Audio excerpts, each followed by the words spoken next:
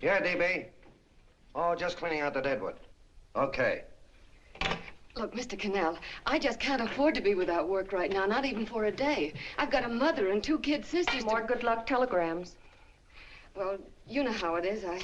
I've just got to keep on working, see? Sorry, sister. I was sent down here to clean house. I told you I can't use your column anymore. It's lavender and no lace. Send those other people in. I'll tell you what I'll do. I get $30 a week. I'll take 25, 20 if necessary. I'll do anything you say. It isn't the money. We're after circulation. What we need is fireworks. People who can hit with sledgehammers. Start arguments. Oh, I can do that. I know this town inside out. Oh, give me a chance, All please. right, come in. Cashier's got your check. Who are these people? Gibbs, Furley, Cunningham, Giles. Hey, you sister. Don't forget to get out your last column before you pick up your check.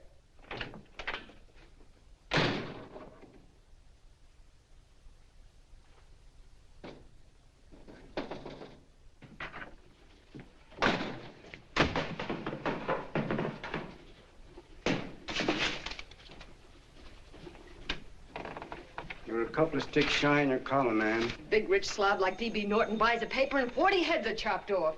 Did you get it, too? Yeah. You too? Oh, Joe. Oh, I'm sorry, darling. Why don't we tear the building down? Before you do, Ann, perhaps you'd better finish this column. Yeah, lavender and old lace. Wait, Joe. Wait. Wants fireworks, huh? Okay.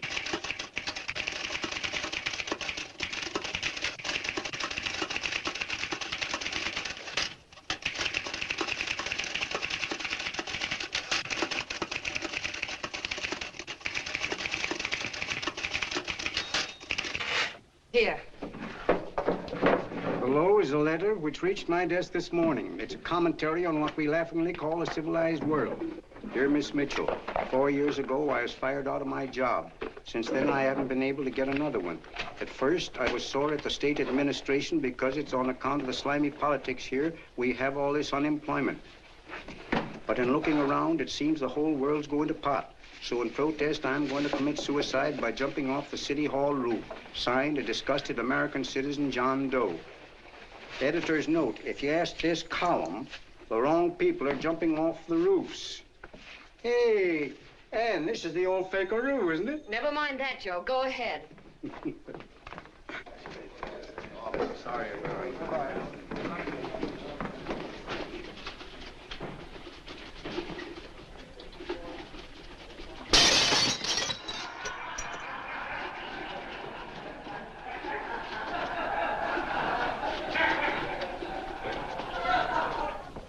And it's because of the slimy politics that we have all this unemployment here. There it is. That's D.B. Norton's opening attack on the governor. Why, Jim, it's just a letter sent into a column. No, I can smell it. That's Norton. Good morning, gentlemen. Good morning, Governor. Morning, Oh, Governor. you're rather early. Governor, did you happen to see this in a new bulletin? Yes. I had it served with my breakfast this morning. Jim thinks it's D.B. Norton at work. Of course it is. Oh, come, Jim. That little item, D.B. Norton does things in a much bigger way. This is his opening attack on you, Governor. Take my word for it. What did he buy a paper for? Why did he engage a high-pressure editor like Connell for? He's in the oil business. I tell you, Governor, he's after your scalp. All right, Jim, all right. Don't burst a blood vessel. I'll look into it. Will you get me Spencer of the Daily Chronicle, please? Yes, I saw it, Governor. If you ask me, that's a phony letter.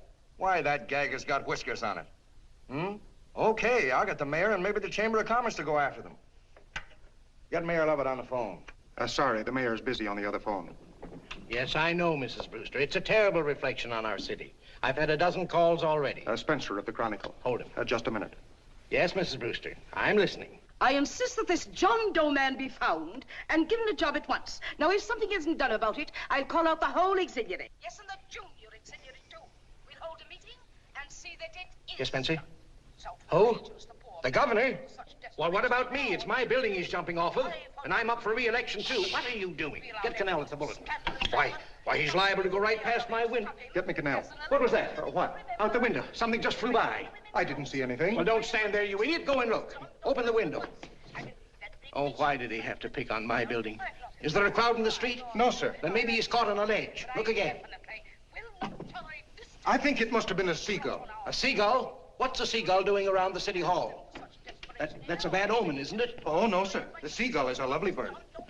It's all right, Mrs. Brewster. It was just a seagull. Can I help? Nothing's happened yet. No, I'm watching. Don't worry, Mrs. Brewster. Just leave it all to me. Spencer, I'll call you back. Hello, Connell? What are you doing? This is the mayor. Yes, Mayor Lovett. How many times are you going to call me? I've got everybody and his brother and sister out looking for him.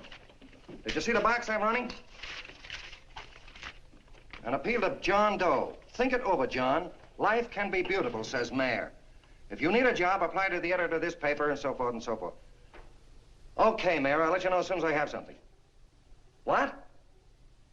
Well, pull down the blinds. Went up to Miss Mitchell's house, boss. Boy, she's in a bad way. Where is she? Hey, do you know something? She supports a mother and 2 kids. What do you know about that? Did you find her? No. Her mother's awful worried about her. When she left the house, she said she was going on a roaring drunk. The girl, I mean. Go out and find her. Sure. Hey, but the biggest thing I didn't tell you, her old man's Doc Mitchell. You know the doctor saved my mother's life and wouldn't take any money for it? You remember that. Okay, boss, I'll go and look for her. Holy smokes, Commissioner, you've had 24 hours. Okay, Hawkshaw, grab a pencil. Here it is again. About 5'5", brown eyes, light chestnut hair, and as fine a pair of legs as ever walked into this office. Did you want to see me? No. I've had the whole Army and Navy out searching for you because that's a game we play here every day. I remember distinctly being fired. That's right. But you have a piece of property that still belongs to this newspaper, and I'd like to have it. What's that? The letter. What letter? The letter from John Doe. Oh. The whole town's in an uproar. We've got to find him, and the letter's the only clue. There is no letter. We'll get a handwriting expert to... What? There is no letter. Say that again. There's no letter. I made it up. You made it up. Mm-hmm. You said you wanted fireworks. Don't you know there are 9 jobs waiting for this guy? 22 families want to board him free. 5 women want to marry him, and the mayor's practically ready to adopt him, and you... Just call the morgue, boss. He said there's a girl there. Shut up. Ann, say, why didn't you... Beatty. Only one thing to do, Hank. Drop the whole business quickly. How? Run a story. Say John Doe was in here and is sorry he wrote the letter and... That's right. They've got it, sure. He came in here, and I made him change his mind. Bulletin editor saves John Doe's life. Why, it's perfect. I'll have Ned write it up. Oh, Ned, I got a story I want you to... Wait a minute. Listen, you great, big, wonderful genius of a newspaper man. You came down here to shoot some life into this dying paper, didn't you? Well, the whole town's curious about John Doe, and boom, just like that, you're going to bury him. There's enough circulation in that man to start a shortage in the ink market. In what man? John Doe. What John Doe? John Doe, the one I made up. Look, genius, now look. Suppose there was a John Doe and he walked into this office. What would you do? Find him a job and forget about the whole business, I suppose, huh? Not me. I'd make a deal with him. A deal? Sure, when you get hold of a stunt that sells papers, you don't drop it like a hot potato. Well, this is good for at least a couple of months. You know what I'd do? Between now and, let's say, Christmas when he's gonna jump, I'd run a daily on. Starting with his boyhood, his schooling, his first job. A wide-eyed youngster facing a chaotic world. The problem of the average man, of all the John Does in the world. Now, Then comes the drama. He meets discouragement. He finds the world his feet of clay. His ideals crumble, so what does he do? He decides to commit suicide and protest against the state of civilization. He thinks of the river, but no, he has a better idea. The city hall. Why? Because he wants to attract attention. He wants to get a few things off his chest, and that's the only way he can get himself heard. So? So he writes me a letter, and I dig him up. He pours out his soul to me. And from now on, we quote, I protest by John Doe. He protests against all the evils in the world. The greed, the lust, the hate, the fear. All of man's inhumanity to man. Arguments will start. Should he commit suicide or should he not? People will write in pleading with him. But no, sir. John Doe will remain adamant. On Christmas Eve, hot or cold, he goes. See? Very pretty. Very pretty indeed, Miss Mitchell. But would you mind telling me who goes on Christmas Eve? John Doe. What John Doe? The one we hire for the job, you lunkhead. Wait a minute. Let me get this through this lame brain of mine. Are you suggesting we go out and hire someone to say he's going to commit suicide on Christmas Eve? Is that it? Well, you're catching on. Who, for instance? Anybody. Beanie'll do. Why, sure. Who, me? Jump off a... Oh, no, any time at Christmas. I'm superstitious.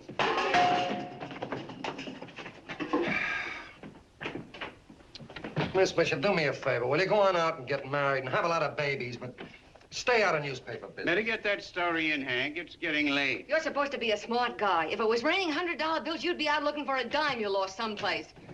Holy smokes, wasting my time listening to this mad woman. Look, Chief, look at the Chronicle. It's running on John Doe. They say it's a fake. Why, the no good that...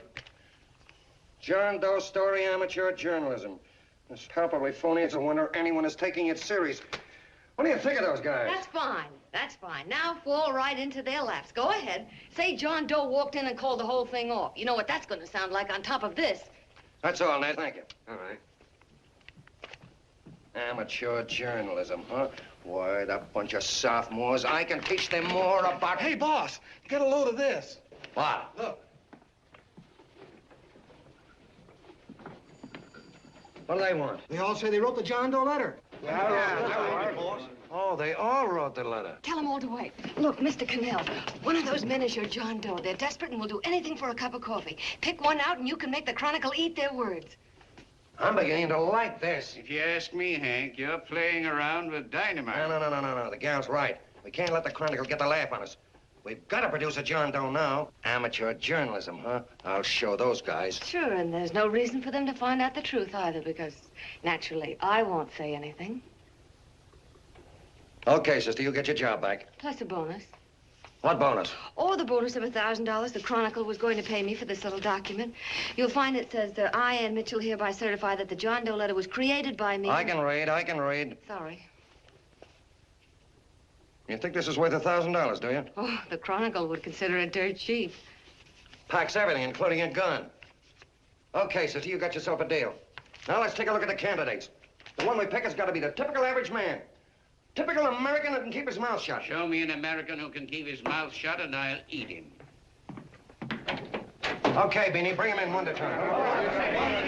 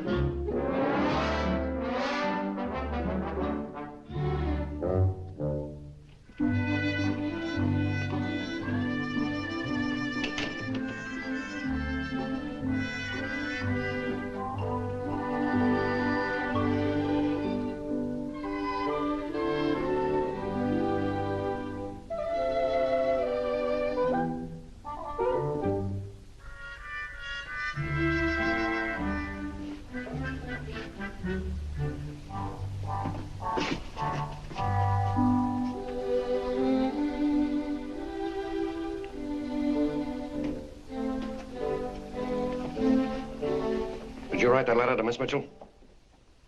No, I didn't. What are you doing up here, then? Well, the paper says there were some jobs around loose. Thought there might be one left over. Had any schooling? Yeah, a little. What do you do when you work? I used to pitch. Baseball? Yeah. So my wing went bad. Where'd you play? Bush leagues, mostly. How about family? Got any family? No. Oh, just traveling through, huh? Yeah. Me and a friend of mine. He's outside. Looks all right. It's perfect, a baseball player. What could be more American? Wish he had a family, though. Be less complicated without a family. Look at that face, it's wonderful. They'll believe him. Come on. What's your name? Willoughby. John Willoughby. Long John Willoughby, they called me in baseball. Would you like to make some money? Yeah. Maybe. Would you be willing to say you wrote that letter and stick by it? I get the idea. Yeah. Maybe. That's our man. He's made to order. I don't know. He don't seem like the kind of a guy that'd fall in line. When you're desperate for money, you do a lot of things, Mr. Cannell. He's our man, I tell you. He's fainted. Get the water quickly. Hurry up, Pop. Oh. Right here, sit down. You all right? Yeah, I'm all right. How many is that, 6?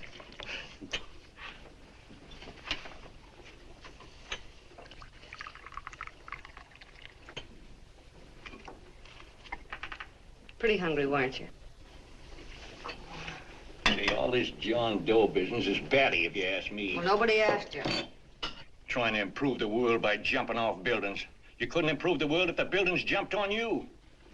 Don't mind the colonel. He hates people. He likes you well enough to stick around. Well, that's because we both play doohickeys. I met him in a boxcar a couple of years ago. I was fooling around with my harmonica, and he comes over and joins in. I haven't been able to shake him since.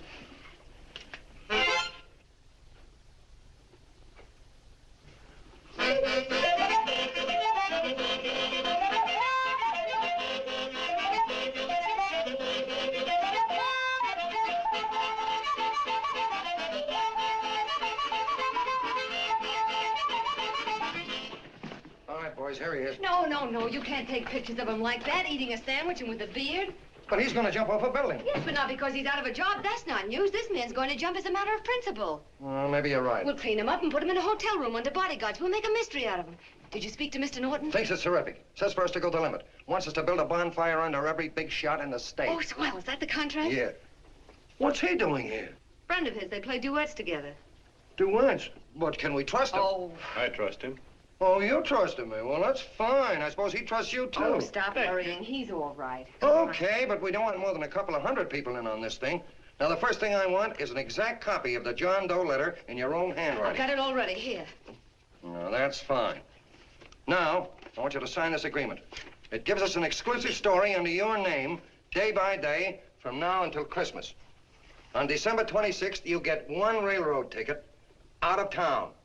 And the bulletin agrees to pay to have your arm fixed. That's what you want, isn't it? Yeah, but it's got to be by Bonesetter Brown. Okay, Bonesetter Brown goes. Here, sign it. Meanwhile, here's $50 spending money. That's fine. Beanie? Yes, boss. Take charge of him. Get him a suite at the Imperial and hire some bodyguards. Yeah, and some new clothes, Beanie. You think we better have him deloused? Yeah. Both of them? Yes, both of them, but don't let them out of your sight. Hey, Beanie, gray suit, huh? Yeah. Okay, fellas.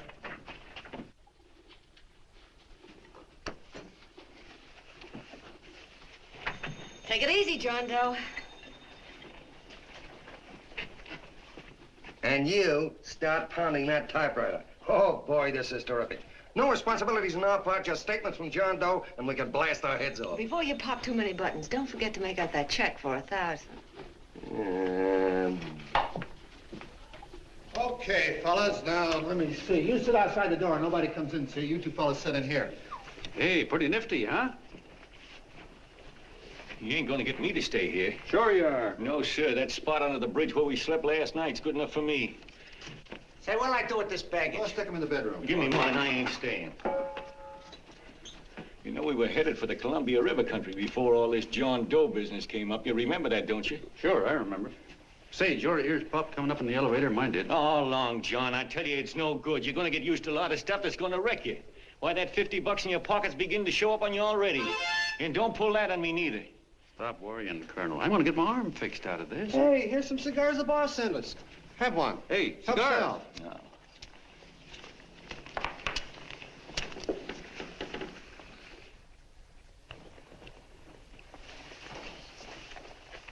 Say, I'll bet you even the major leaguers don't rate an outfit like this. Here, make yourself comfortable.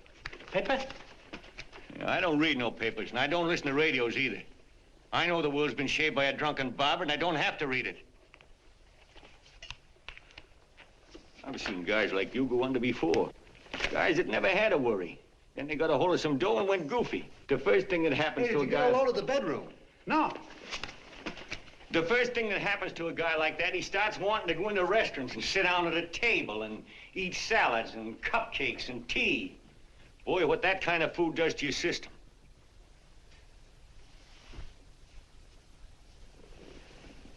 The next thing the dope wants is a room. Yes, sir, a room with steam heat and curtains and rugs. And before you know it, he's all softened up and he can't sleep unless he has a bed.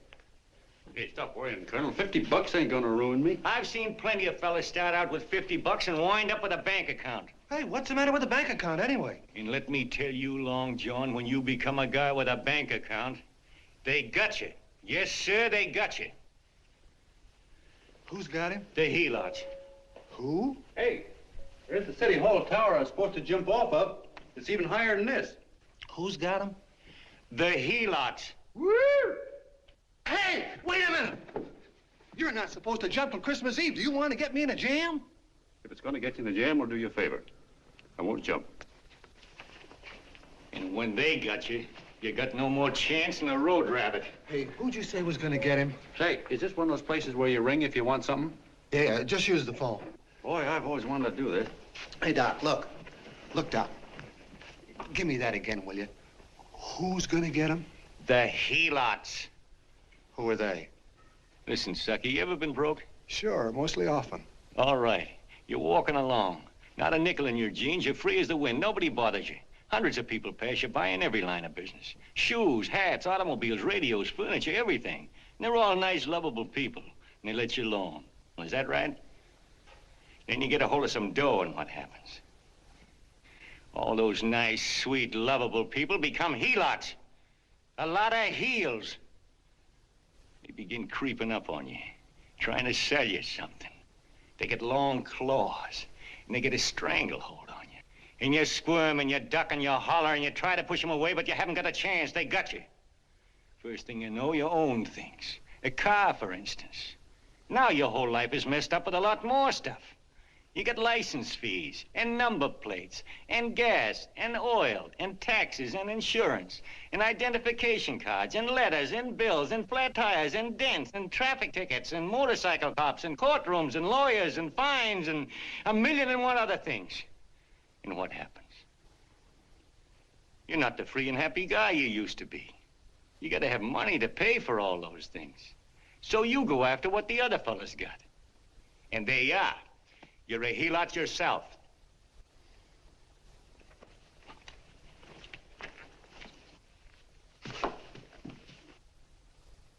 You win, Colonel. Here, take the 50. Go out and get rid of it. You bet I will, just as fast as I can. I'm gonna get some canned goods, a fishing rod, and the rest I'm gonna give away. Give away? Hey, get me a pitcher's glove. I gotta get some practice. Say, he's giving it away. I'm gonna get me some of that. Hey, come back here, you helot. Well, you send up 5 hamburgers with all the trimmings, 5 chocolate ice cream sodas, and 5 pieces of apple pie. No, apple with cheese. Yeah, thanks.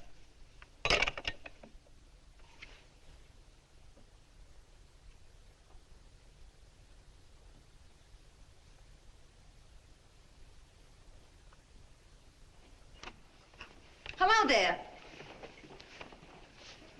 Well, well. If it isn't the man about town. All set, Miss Anne.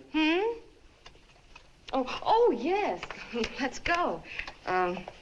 Let's see, we want some action in these pictures. Action? That's good. No. This man's going to jump off a roof. Oh. Here, wait a minute. Let me comb your hair.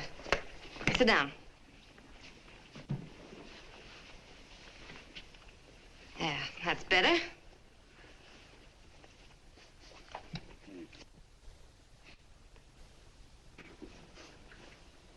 You know, he's got a nice face, hasn't he? Yeah, he's pretty. Here, sit down, quiet egghead. All right, now a serious expression. Can't. I'm feeling too good. Oh, come on now. This is serious. You're a man disgusted with all of civilization. With all of it? Yes, you're sore at the world. Come on now. Oh, crabby guy, huh? Yeah. No, no. No, no. No, look. You don't have to smell the world. Well, all those guys in the picture Never mind those guys. All right, stand up. Now, let's see what you look like when you protest. Against what? Against anything, just protest. You got me. Oh, look, I'm the umpire, and you just cut the heart of the plate with your fast one, and I called it a ball. What would you do? Oh, you did, huh? Yeah. Why can't you call him right, you boneheaded... Grab it, Eddie, grab it!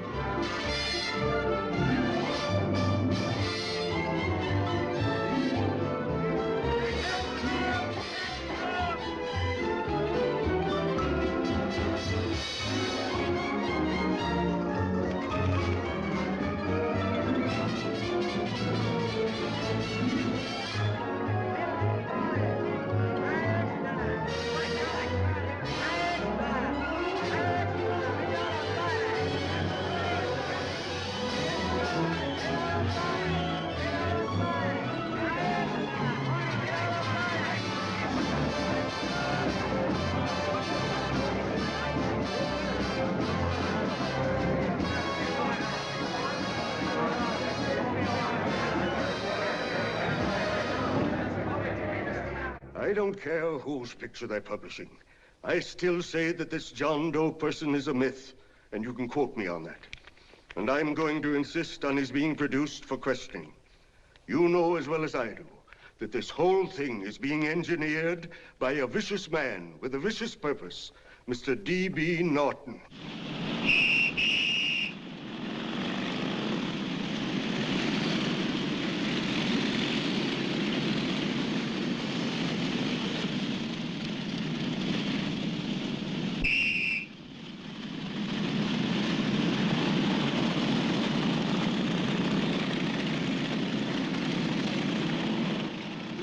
And Miss Mitchell are at the house, sir. Oh, they are? All right, come on. Personally, I think it's just plain stupidity to drop it. Now, you should see his fan mail, thousands. Why, it's going over like a house afire. What are you afraid of, Canelo? It's doubled our circulation. Yeah, but it's got everybody sore. Ads are being pulled. The governor's starting a libel suit. What's more, they all know John Doe's a phony, and they insist on seeing Well, what about it? Let them see him. We'll go on one better. They can also hear him. You own a radio station, Mr. Norton. Why not put him on the air? Watch out for this damn DB. She'll drive you batty. Oh, Look, we can't let him get to this Bush League pitcher and start popping him. Good night. Now, tell him what that screwball might do. I walk in yesterday, here he is, standing on a table with a fishing pole, fly casting. Take my advice and get him out of town before this thing explodes in our faces. If you do, Mr. Norton, you're just as much of a dumb cluck as he is. Excuse me. No, you got yourself a meal ticket and you hate to Sure, let go. it's a meal ticket for me, I admit it, but it's also a windfall for somebody like Mr. Norton who's trying to crash national politics. That's what you bought the newspaper for, isn't it? You want to reach a lot of people, don't you? Well, put John Doe in the air and you can reach 130 million of them. He can say anything he wants and they'll listen to him. All right, we'll forget the governor and the mayor and all the small fry like that. This can arouse national interest. If he made a hit around here, he can do it every place else in the country. And you'll be pulling the strings, Mr. Norton. Go down to the office and arrange for some radio time. What, DB, you're not going to as fall... soon as possible. Okay. I just came in to get warm myself. Come on, let's go. Don't you go. I want to talk to you.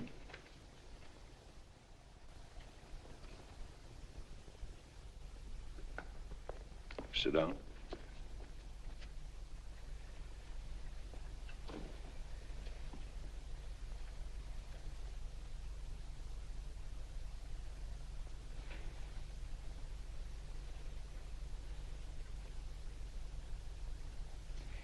Hey, this John Doe idea was yours, huh? Yes, sir.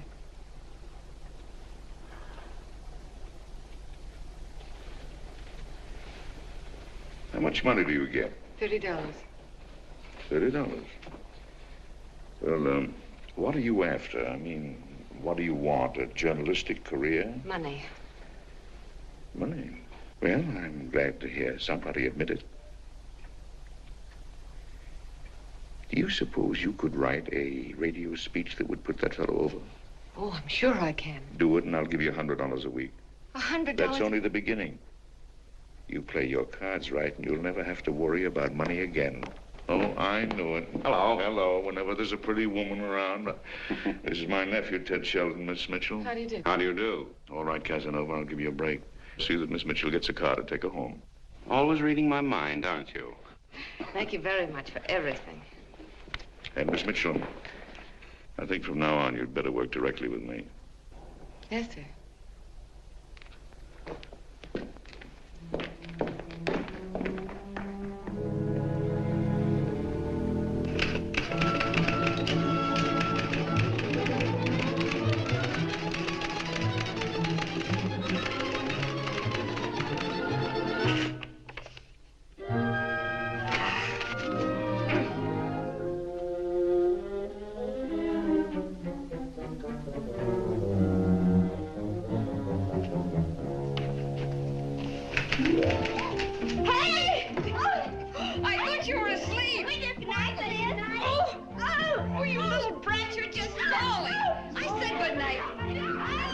Come, children. It's past your bedtime. Come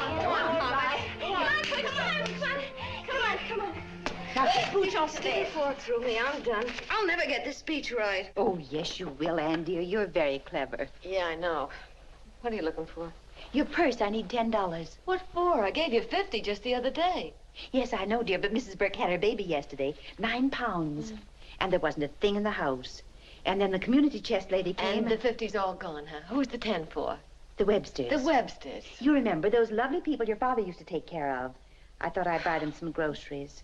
Oh, Ann, dear, it's a shame those You're marvelous, Ma. You're just like Father used to be. Do you realize a couple of weeks ago we didn't have enough to eat ourselves?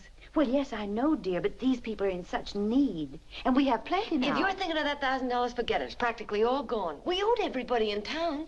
Now, you just gotta stop giving all your money away. Oh, Ann, dear.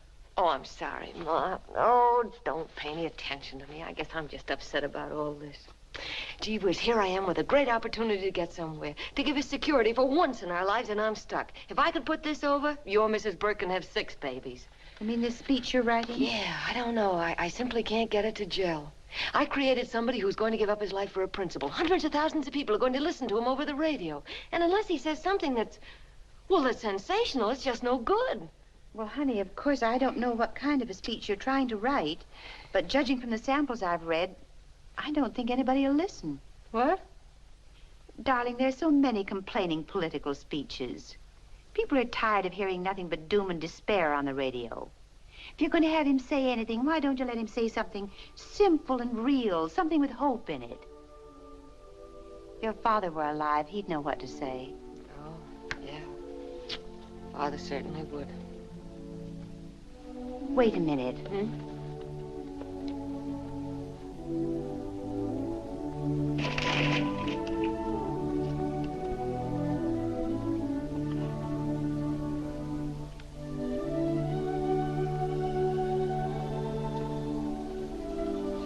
That's your father's diary, Anne. Father's... I never knew he had a diary. There's enough in it for 100 speeches. Things people ought to hear nowadays. You'll be careful of it, won't you, dear? It's always helped to keep your father alive for me.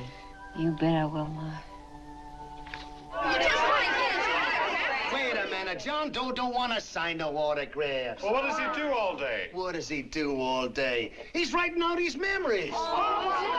Sorry, lady, you can't see Mr. Doe. He wants to be alone. No, he just sits around all day and commutes with himself.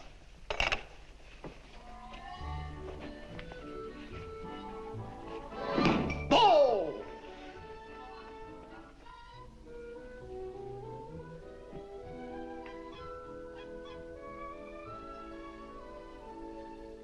I don't know how you're going to stand it around here till after Christmas. I'll bet you ain't heard a train whistle in 2 weeks.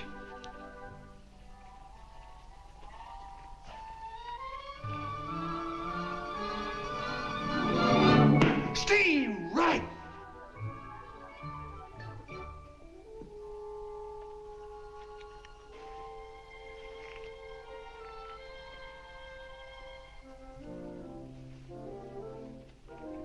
I know why you're hanging around.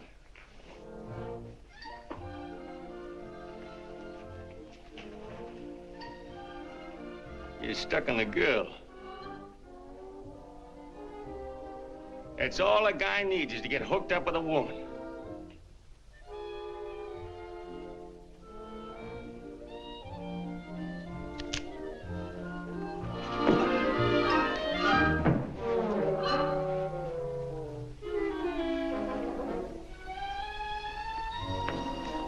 What was that, a single? First baseman dropped the ball. Butterfingers. Tough luck, pal.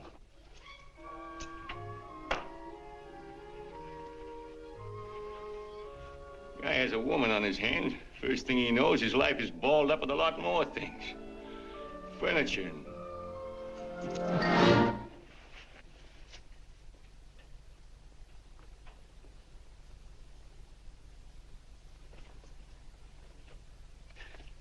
Did you get him? You're out. Swell. What's this, the end of the 8th? 9th.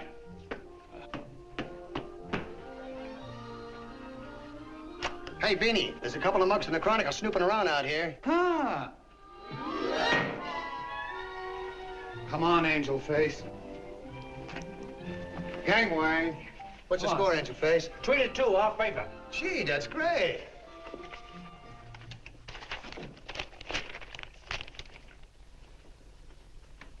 Hey, you got swell form there. Must have been a pretty good pitcher. Pretty good. Say, I was just about ready for the major leagues when I chipped a bone in my elbow. I got it pitching a 19-inning game. 19? Yeah. There was a major league scout there watching me, too. And he came down after a game with a contract. You know what? I couldn't lift my arm to sign it. I'll be okay, though, as soon as I get it fixed up. It's too bad. What do you mean, too bad? Huh? Oh, that you'll never be able to play again. What are you talking about? I just told you I was going to get Well, you know how they are in baseball if a guy's mixed up in a racket. Racket? What do you mean? Well, I was just thinking about this John Doe business. Why, as soon as it comes out it's all a fake, you'll be washed up in baseball, won't you? Yeah. Hey, doggone. I never thought about that.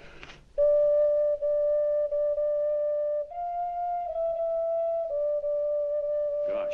And another thing, what about all the kids in the country? The kids that idolize ball players. What are they gonna think about you? Yeah.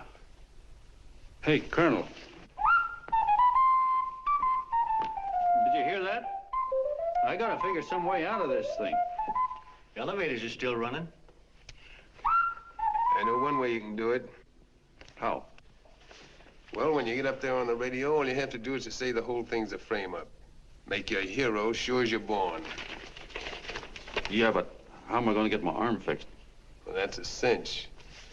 I know somebody that'll give you $5,000 just to get up on the radio and tell the truth. $5,000? Yeah, $5,000, and he gets it right away. You don't have to wait till Christmas. Look out, Long John. They're closing in on you. Say, who's putting up this dough? Fellow runs the Chronicle. Here's the speech you make, and it's all written out for you. $5,000. Holy mackerel, I can see the helots coming, the whole army of them. It's on the level.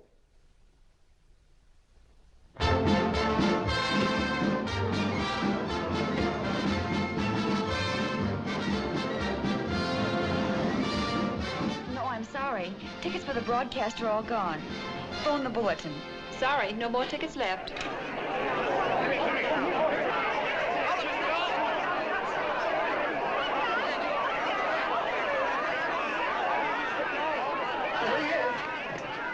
Hello, John. All set for the big night? Swell. Turn around. One moment. Now stand still. Hold it, Mr. Doe. Hold it. Big smile, Mr. Doe. That's right. Okay, Beanie, that's All right, all. Take him stand out. here. Come on, Now, look, John, here's the speech. It's in caps and double-spaced. You won't have any trouble reading it. Not nervous, are you? No. Of course not. He wouldn't be. Who? John Doe, the one in there. Hey, don't let your knees rattle. It picks up on the mic. Oh, Beanie, you needn't be nervous, John. All you have to remember is to be sincere. Pick up that phone, Miss Mitchell. It's for you. Okay. Hello? Yes, Mother. Oh, thank you, darling. Oh, there he is, the poor dear man. Oh, good luck to you, Mr. Doe. We want you to know that we're all for you. The girls all decided that you're not to jump off any roof at all. Oh, we'll stop it. You got the speech I gave you? Yeah. Now, look. I'll give this money to the colonel just as soon as you get started. We'll have a car waiting at the side entrance for you. Okay. How'd you get in here? Huh? Oh, I just came in to wish him luck. Come on, out. Mother says good luck, too. John, when you read that speech, please believe every word of it. He's turned out to be a wonderful person, John. Who? John Doe, the one in the speech. Oh. You know something? I've actually fallen in love with him. All right, there he is, sister. Now, come on, plenty of both. What's the idea? No, that's too much. That's not so much. Come on, that's it. Oh, this is no time for cheap publicity, Mr. Cannell. Listen, if that guy lays an egg, I want to get something out of it. I'm getting a Jane Doe ready. Oh, come on. Here. Will you, fellas? Here you Give me a are. All right, chance. that's I enough. have to raise Just one more, will No, you, that's please? fine, honey. You go ahead. All right, I need one more. You're very good. Go ahead. How you doing? Oh. All right, Benny, bring him in. Holy smoke, a half a he-lot. There you are, boss, just like you ordered. Symbols of little people. Okay, get him up. All right, young fella. This is ridiculous, Mr. Cannell. Come on, give me a chance. The man's on the air, please. One shot. Oh, fellas, I told you could have all the pictures you want. No, come on, ask. You can have a... Come on, that's right. Afterwards, you can get all the pictures you want. Thank you very much. Come on, will you? Afterwards, that's right. Come on, Snooks, you better bail out. Okay, goodbye, Mr. Doe. Beanie. All right. Better get ready. 1 minute to go. Wow, 1 minute to go and the score is nothing to nothing. Now, please, John, you won't let me down, will you? Will you? Of course you won't. If you'll just think of yourself as the real John Doe. Listen, everything in that speech are things a certain man believed in. He was my father, John. And when he talked, people listened. And they listened to you, too. Funny. You know what my mother said the other night? She said to look into your eyes, that I'd see Father there. Hey, what do you say? Okay, we're coming. Come on. Now, listen, John, you're a pitcher. Now get in there and pitch. Good luck. Give him room, let him through. Come on.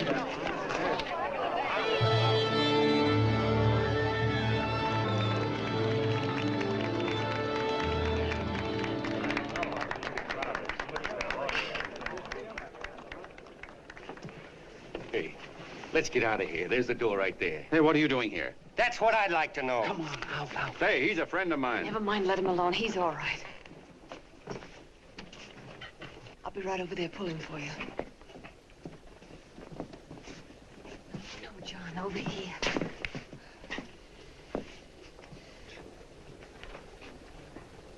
Stand by.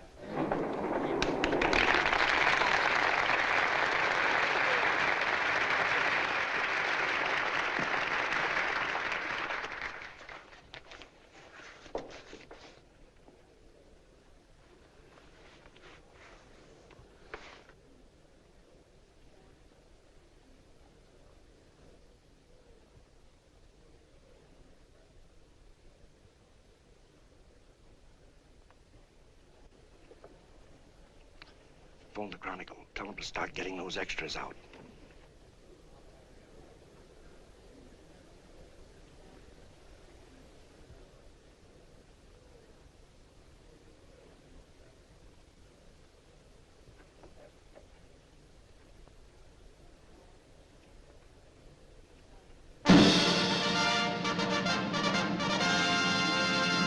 And good evening, ladies and gentlemen. This is Kenneth Fry speaking for the New Bulletin.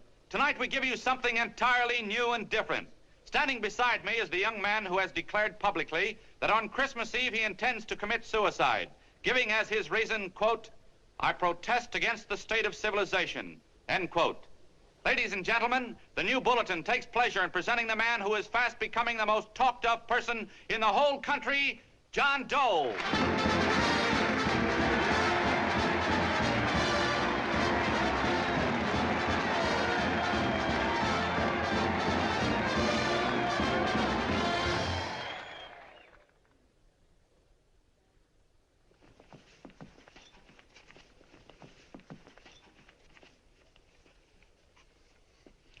Ladies and gentlemen, I am the man you all know as John Doe. I took that name because it seems to describe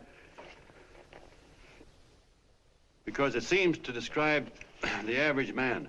And that's me. And that's me. Well, it was me before I said I was going to jump off the city hall roof at midnight on Christmas Eve. Now I guess I'm not average anymore. Now I'm getting all sorts of attention. From big shots, too. We've been double-crossed. The mayor and the governor, for instance. They don't like those articles I've been writing. You're an imposter, young fellow. That's a pack of lies you're telling. Who wrote that speech for you? Baby, get that guy. Hey, kid.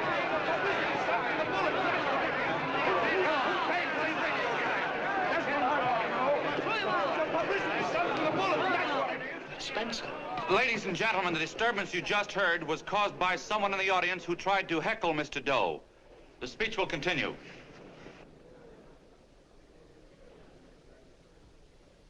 Well, people like the governor and that fella there can stop worrying. I'm not going to talk about them. I'm going to talk about us. The average guys, the John Does. If anybody should ask you what the average John Doe is like, you couldn't tell him because he's a million and one things. He's Mr. Big and Mr. Small. He's simple and he's wise. He's inherently honest, but he's got a streak of larceny in his heart. He seldom walks up to a public telephone without shoving his finger into the slot to see if somebody left a nickel there.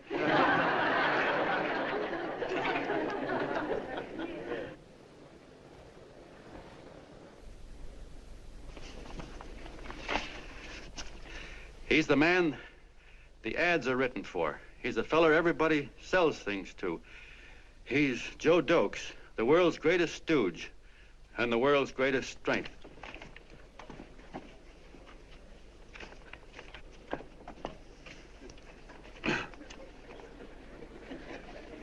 Yes, sir. Yes, sir, we're a great family, the John Does. We are the meek who are supposed to inherit the earth. You'll find us everywhere. We raise the crops, we dig the mines, work the factories, keep the books, fly the planes, and drive the buses. And when a cop yells, "Stand back there, you," he means us, the John Does. Well, what kind of a speech is that? Didn't you read it? We've existed since time began. We built the pyramids. We saw Christ crucified, pulled the oars for Roman emperors, sailed the boats for Columbus, retreated from Moscow with Napoleon, and froze with Washington at Valley Forge. Yes, sir. We've been in there dodging left hooks since before history began to walk. In our struggle for freedom, we've hit the canvas many a time, but we always bounce back because we're the people, and we're tough.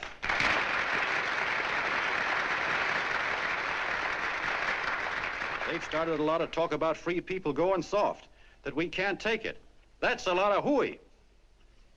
A free people can beat the world at anything, from war to tiddlywinks, if we all pull in the same direction.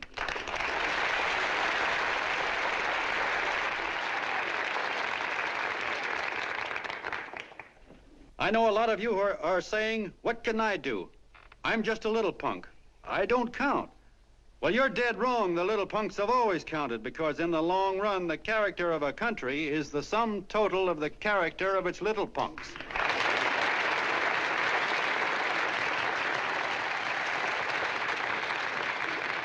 But we've all got to get in there and pitch. We can't win the old ball game unless we have teamwork.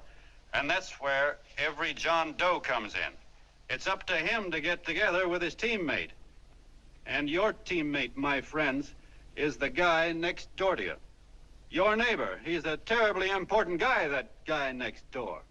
You're going to need him, and he's going to need you, so look him up. If he's sick, call on him. If he's hungry, feed him. If he's out of a job, find him one. To most of you, your neighbor is a stranger, a guy with a barking dog and a high fence around him. Now, you can't be a stranger to any guy that's on your own team. So tear down the fence that separates you. Tear down the fence, and you'll tear down a lot of hates and prejudices. Tear down all the fences in the country, and you'll really have teamwork.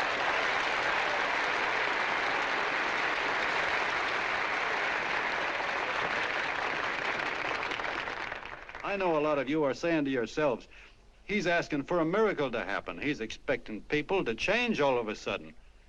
Well, you're wrong. It's no miracle. It's no miracle because I see it happen once every year, and so do you, at Christmas time. There's something swell about the spirit of Christmas, to see what it does to people, all kinds of people. Now, why can't that spirit, that same warm Christmas spirit, last the whole year round? Gosh, if it ever did, if each and every John Doe would make that spirit last 365 days out of the year, we'd develop such a strength, we'd create such a tidal wave of goodwill that no human force could stand against it. Yes, sir, my friends.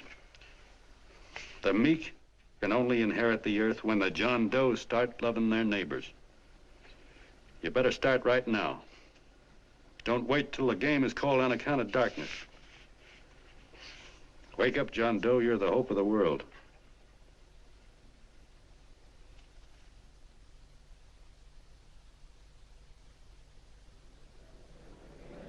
John, you were wonderful.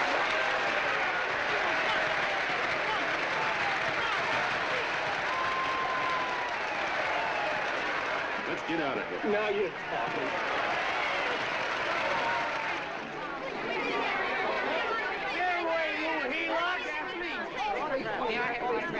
Hey!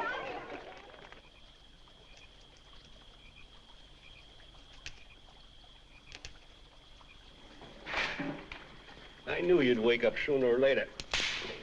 Boy, am I glad we got out of that mess. I had the 5,000 bucks sewed up. Could have been on my way to old Doc Brown. You're a pitcher, John, she says. Now, go in there and pitch. What a sucker. Yeah, she's a heel-out just like the rest of us. Lucky you got away from her. What was I doing up there making a speech anyway? Me, huh? Geez, the more I think about it, the more I could... Tear down all the fences. Why, if you tore one picket off of your neighbor's fence, he'd sue you. 5,000 bucks, had it right in my hand. What do you mean he ran away? We'll go after him, find him. That man is terrific.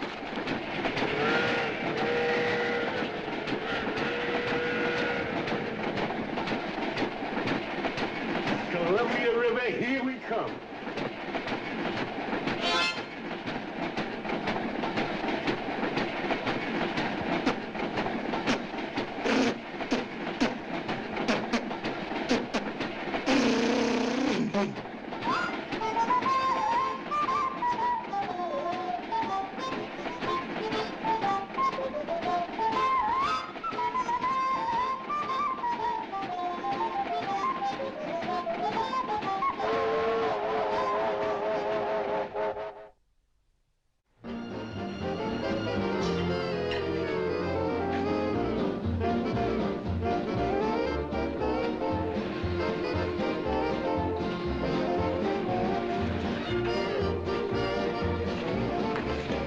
Jitterbugs.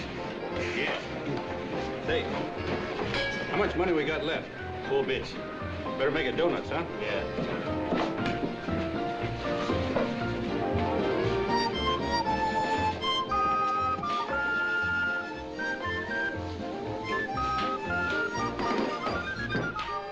What'll it be, gents?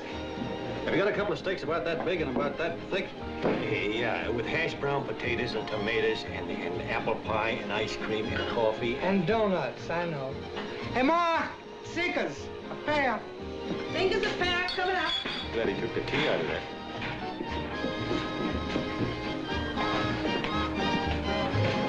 Hey, look. Join the John Doe Club. John Doe Club?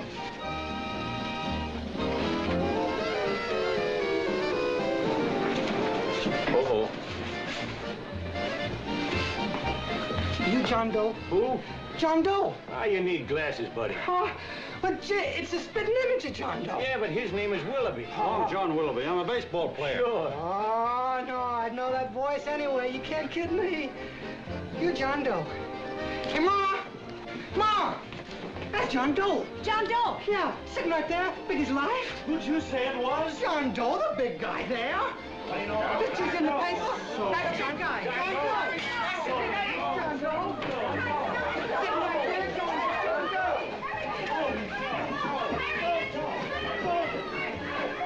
Operator, Dan's beanery. Look, call everybody in town. John Doe was just in my place. Yeah, he ordered donuts.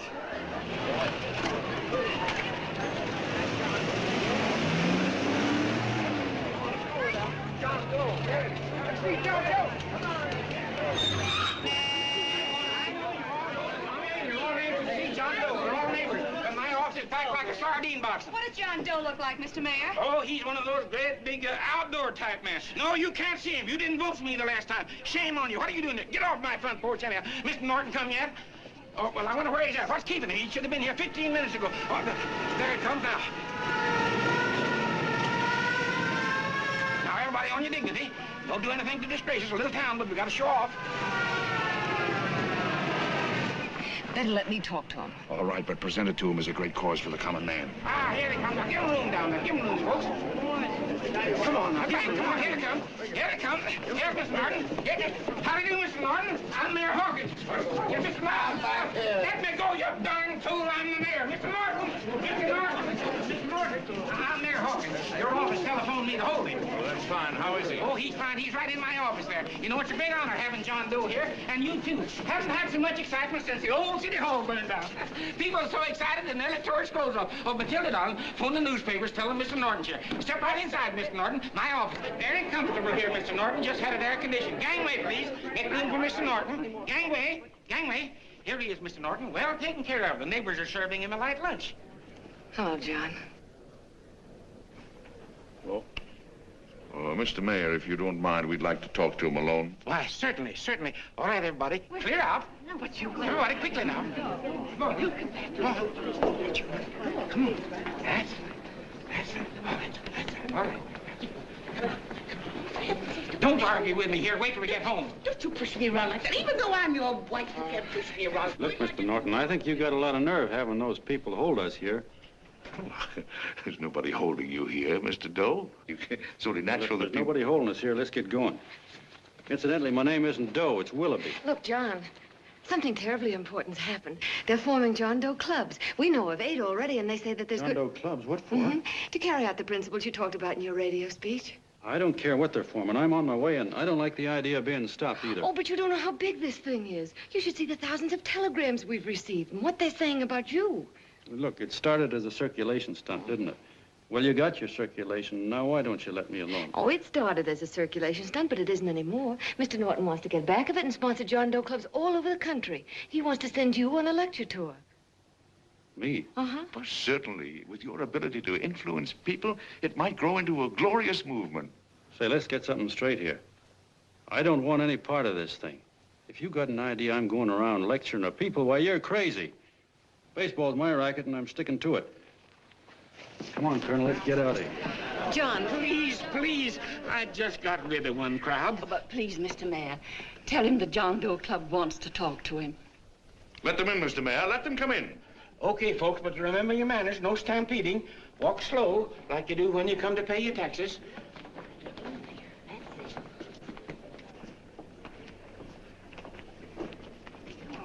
Okay. All right, give me a chance. Come right in. My name's Bert Hansen, Mr. Doe. I'm the head soda jerker at Schwabacker's drugstore. Well, sir, you see, me and my wife, we heard your broadcast, and we got quite a bang out of it, especially my wife. Kept me up half the night saying, that man's right, honey. The trouble with the world is nobody gives a hoot about his neighbor. That's why everybody in town's sore and cranky at each other. And I kept saying, well, that's fine, but how's a guy gonna go around loving the kind of neighbors we got? Old Sourpuss, for instance. You see, Sourpuss Smithers is a guy who lives all alone next door to us. He's a cranky old man and runs a second-hand furniture store. We haven't spoken to him for years. I always figured he was an ornery old gent that hated the world because he was always slamming his garage door and playing the radio so loud he kept half the neighbors up. Well, anyway, the next morning, I'm out watering the lawn, and I look over, and there's Sourpuss on the other side of the hedge straightening out a dent in his fender. And my wife yells to me out the window. She says, go on, speak to him, Bert. And I figured, well, heck, I can't lose anything, so I yelled over to him, good morning, Mr. Smithers. He went right on pounding his fender. Was I burned? So I turned around to give my wife a dirty look, and She said, louder, louder, he didn't hear you. So in a voice you could have heard in the next county, I yelled, "Good morning, Mr. Smithers." Well, sir, you could have knocked me over with a feather. Old Sourpuss turned around, surprised-like, and he put on a big smile, came over and took my hand like an old lodge brother, and he said, "Good morning, Hanson. I've been wanting to talk to you for years, only I thought you didn't like me." And then he started chatting away like a happy little kid, and he got so excited his eyes all... Well, Mr. Doe, before we got through, I found out Smithers is a swell egg, only he's pretty deaf, and that accounts for all the noises.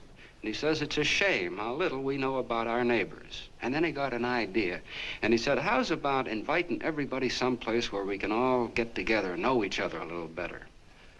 Well, I'm feeling so good by this time, I'm ripe for anything. So Smithers goes around the neighborhood inviting everybody to a meeting at the schoolhouse, and I tell everybody that comes in the store, including Mr. Schwabecker, my boss. I'm talking too much. Well, I'll be doggone if over 40 people don't show up. Of course, none of us knew what to do, but we sure got a kick out of seeing how glad everybody was just to say hello to one another. Tell him about making Sourpuss chairman. Oh, yeah, we made Sourpuss chairman and decided to call ourselves the John Doe Club. And say, incidentally, this is my wife. Come here, honey. This is my wife, Mr. Doe. How do you do, Mr. Doe? Sourpuss is here, too. Oh, is he? This is Sourpuss, or excuse me, Mr. Smithers, Mr. Doe. That's all right. If you didn't call me Sourpuss, it wouldn't feel natural. Well, anyway, I guess nearly everybody in the neighborhood came except the Delaney's. The Delaney's live in a big house with an iron fence around it, and they always keep their blinds drawn. And we always figured that he was just an old miser that sat back counting his money, so why bother about inviting him? Until Grimes, the milkman, spoke up, and he said, say, you've got the Delaney's all wrong. And then he tells us about how they canceled their milk last week, and how when he found a note in the bottle, he got kind of curious-like, and he sort of peeked in under the blinds and found the house was empty. If you ask me, he says, they're starving. Old man Delaney has been bringing his furniture over to my place at night, one piece at a time, and selling it. Yeah, and, well, sir, a half dozen of us ran over there to fetch him, and we brought him to the meeting. And what a reception they got. Why, everybody shook hands with him and made a fuss over them, and, well, finally, Mr. and Mrs. Delaney just sat right down and cried. And then we started to find out about a lot of other people. Yeah, sure. Well, you know Grubel, for instance. Grubel's here. See? Yeah, that's a... Of course, you don't know Grubel, but he's the man that everybody figured was the worst no-account in the neighborhood because he was living like a hermit and nobody would have anything to do with him. That isn't Little Murphy. The postman told us the truth. Why, Grubel, he says, he lives out of garbage cans because he won't take charity, because it'd ruin his self-respect, he says. Just like you said on the radio, Mr. Doe. Well, sir, about a dozen families got together and gave Grubel a job watering their lawns. Isn't that wonderful? And then we found jobs for 6 other people, and they've all gone off for leave. Yeah, and my boss, Mr. Schwabecker, made a job in his warehouse for old man Delaney. And he gave you that $5 raise. Yeah, wasn't that swell? Why, Bert, I feel slighted. I'd like to join, but nobody asked me. I'm sorry, Mayor, but we voted that no politician could join. Just the John Does of the neighborhood, because you know how politicians are.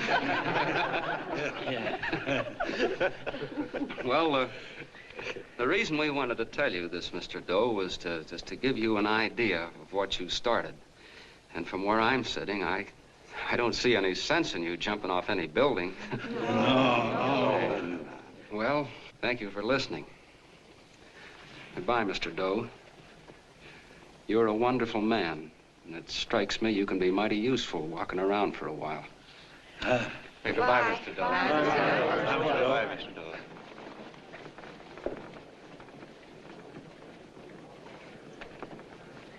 I'm Mrs. Delaney, Mr. Doe. And God bless you, my boy.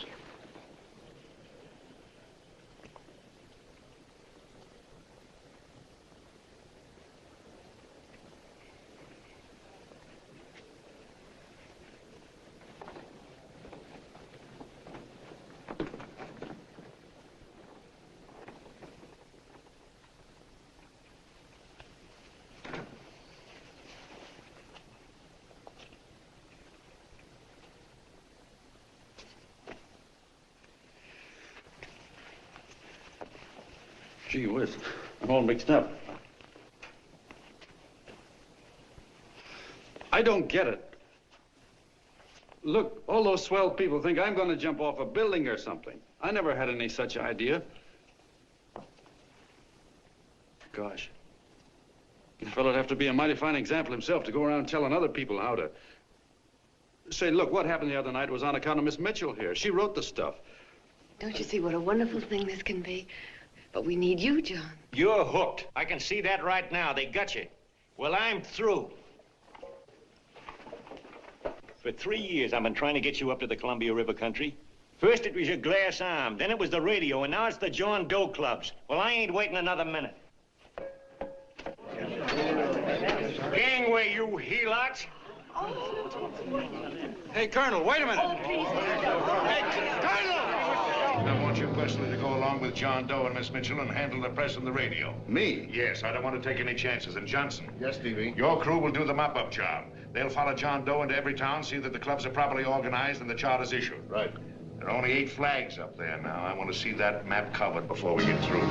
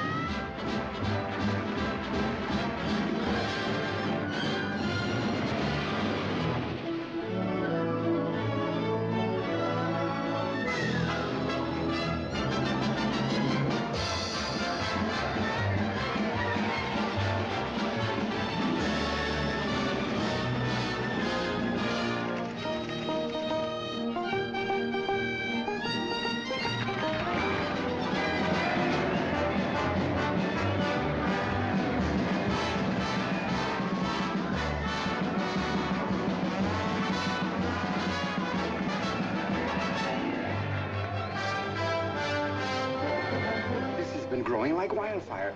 If they made demands, I'd understand it. But the John Does ask for nothing. People are going off relief. If this keeps up, I'll be out of a job. As soon as it gets strong enough, we'll find out what John Doe wants. 30 every Thursday. 60 at 60. Who knows what? I'm sorry, boss. They just won't let anybody talk politics to them. It's crazy. We've got to get to them. They represent millions of voters.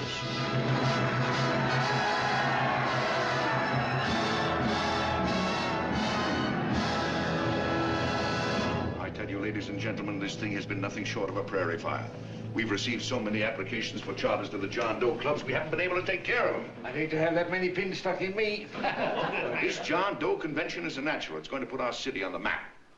By over 2,400 John Doe clubs are sending delegates. Can you imagine that? You, Mr. Mayor, will be the official host. You will make the arrangements for decorating the city, parades, and a reception for John Doe when he gets home. And don't wear your high hat. No high hat? No high hat. And from you, Cannell, I want a special John Doe edition every day until the convention is over. And now, if you will, please step into the outer office and look your prettiest because there are photographers there to take pictures of this committee. Don't worry, Libby. Everything will be taken care of. Sure. Isn't it all too wonderful? Gather down here in a nice group and I'll get a picture of you. Oh, Mr. Mayor, would you step down in front row, please? You ladies get close to him. That's it. Well, I don't get it. Get what? Look, DB, I'm supposed to know my way around. This John Doe movement has cost you a fortune. Now, this convention is going to cost plenty. Well? Well, I'm stuck with 2 and 2, and I'm a sucker if I can make 4 out of it. Where do you come in? You'll have the satisfaction of knowing that my money has been spent for a worthy cause. I see. I better stick to running the paper, huh? I think maybe you better had. And Cannell, I'd like to have the John Doe contract, all the receipts for the money we advanced him with the letter Miss Mitchell wrote, for which I gave her $1,000. Yes, sure. Well, we leave for the airport, half an hour. Is that Johnny boy's room? Better hustle him up. He'll be ready on time. He's packing. Ah, good. Did you see his picture on the cover of Time? Yeah. I gotta give you credit, Annie girl. I've handled a good many big promotions in my time. Everything from a World's Fair to a channel swimmer. But this one has certainly got me spinning. And now a John Doe convention. Wow. Say, if you could only get him to jump off the City Hall roof on Christmas Eve, I'd guarantee you 500,000 people there. Charlie, Hmm? What do you make of them? Oh, Johnny boy? Well, I don't know what angle you want, but I'll give it to you quick. Number one, he's got great yokel appeal, but he's a nice guy. Number two, he's beginning to believe he really wrote that original suicide letter that you made up. Number three, he thinks that you're Joan of Arc or something. Yeah, I know. Number four, well, you know what number four is. He's nuts about you. Yeah, it's running out of his ears. You left out number 5. We're all heels, me especially. Holy smoke. Come in.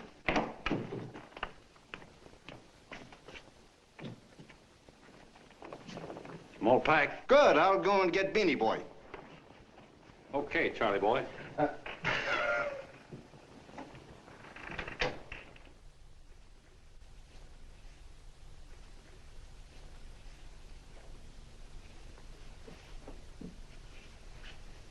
Can I help you pack? No, thank you.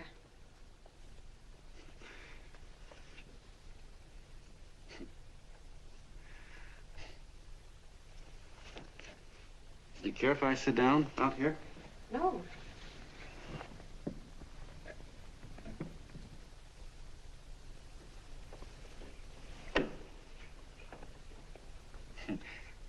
You know, I had a crazy dream last night. It was about you. About me? Yeah, sure was crazy. I dreamt I was your father.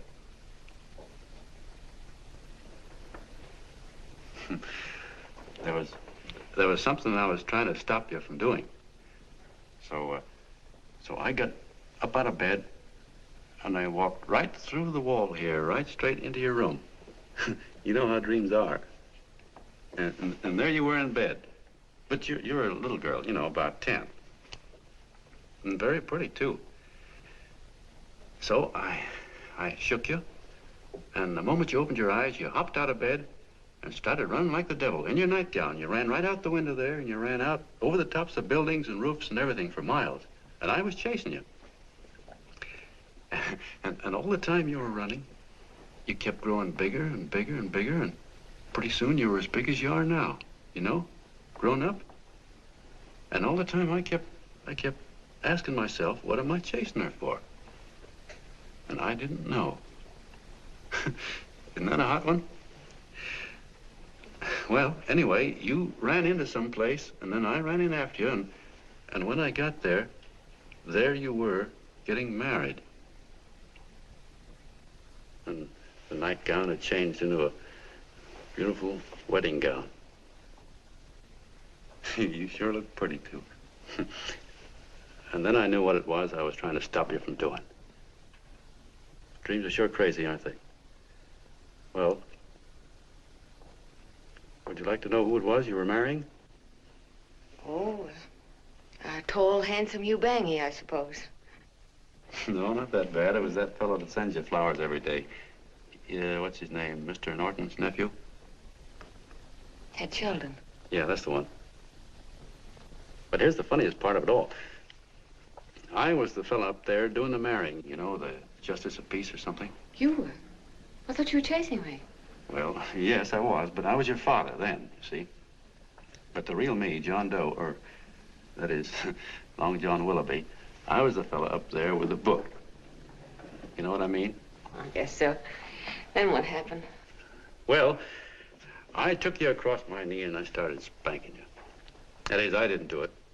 I mean, I did do it, but it wasn't me, you see. I was your father then. Well, I held you across my knee and I said, Annie, I won't allow you to marry a man that's just rich or that has his secretary send you flowers. The man you marry has got to swim rivers for you. He's got to climb high mountains for you. He's got to slay dragons for you. He's got to perform wonderful deeds for you. Yes, sir. And all the time, the guy up there, you know, with the book, me, just stood there nodding his head. And he said, go to it, Pop. Whack her one from me, because that's just the way I feel about it, too. So he said, come on down here and whack her yourself. So I came down and I whacked you a good one, see? Then he whacked you, and I whacked you another one. We both started whacking you like... Well, if you're through whacking her, come on, let's get going. Okay, fellas, right in here. You go out the side entrance, there's a bunch of autograph seekers out front. We'll be down with the bags in a minute. Come on, don't make a government project out of this. Hi, Benny. When's our plane take off?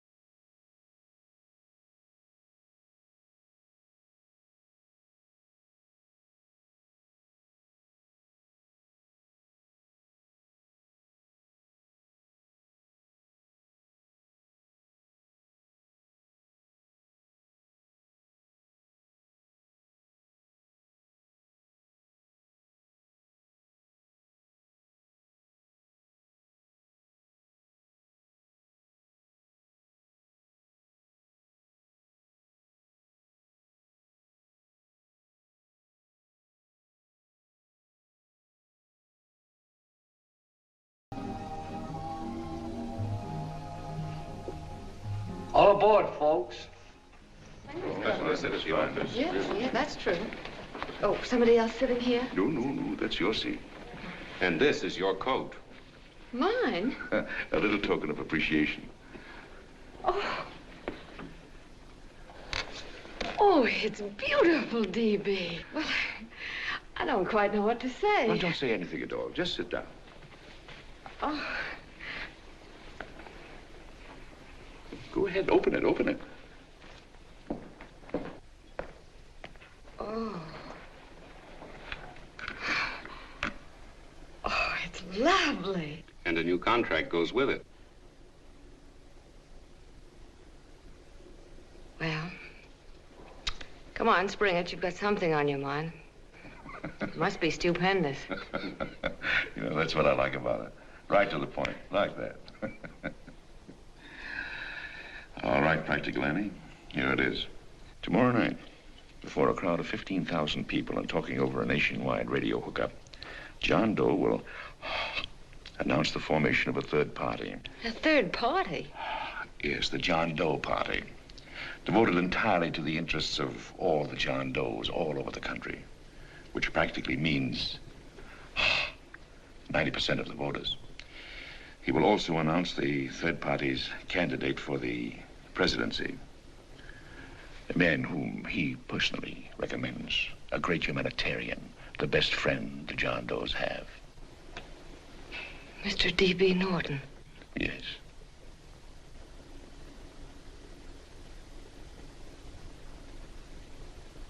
Wow.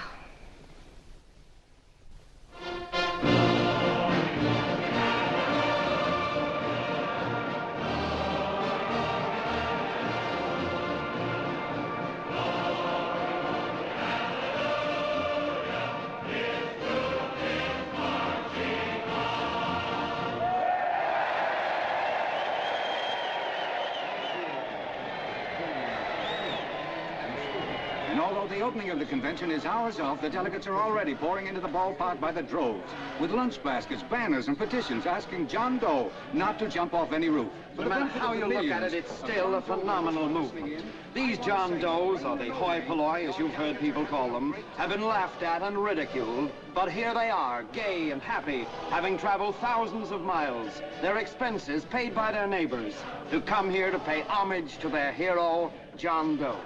And in these days of wars and bombings, it's a hopeful sign that a simple idea like this can sweep the country. An idea based on friendliness, on giving and not taking, on helping your neighbor and asking nothing in return. And if a thing like this can happen, don't let any of your grumbling friends tell you that humanity is falling apart. This is John B. Hughes, signing off now and returning you to our main studio until 9 o'clock. when the convention will officially open. Oh, John, come in. Say, I'm kind of... It's raining out a little. That's all right. It's good to see you. Sit down.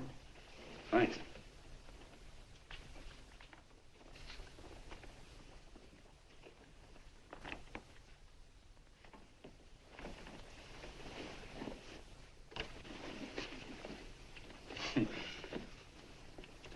It's for Anne. Oh, how nice. Thank you very much. Flowers. I'm terribly sorry she isn't here. She isn't? No, she just left. I'm surprised you didn't run into her. She went over to Mr. Norton's house. Oh. Did you want to see her about something important? Yeah. Well, no, it'll wait. Say, he's a nice man, isn't he? Mr. Norton, I mean. He's done an awful lot for the...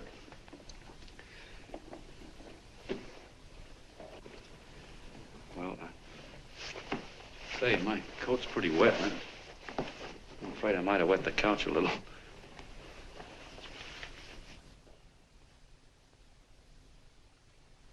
Well, I guess I'll see her at the convention later. Yes, of course. I'll see that she gets the flowers. Thanks. Good night, Mrs. Mitchell. Good night, John.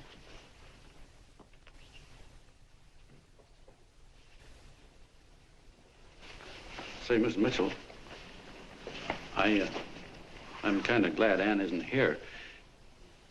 You see, I came over here hoping to see her alone, and kind of hoping I wouldn't, too, you know what I mean?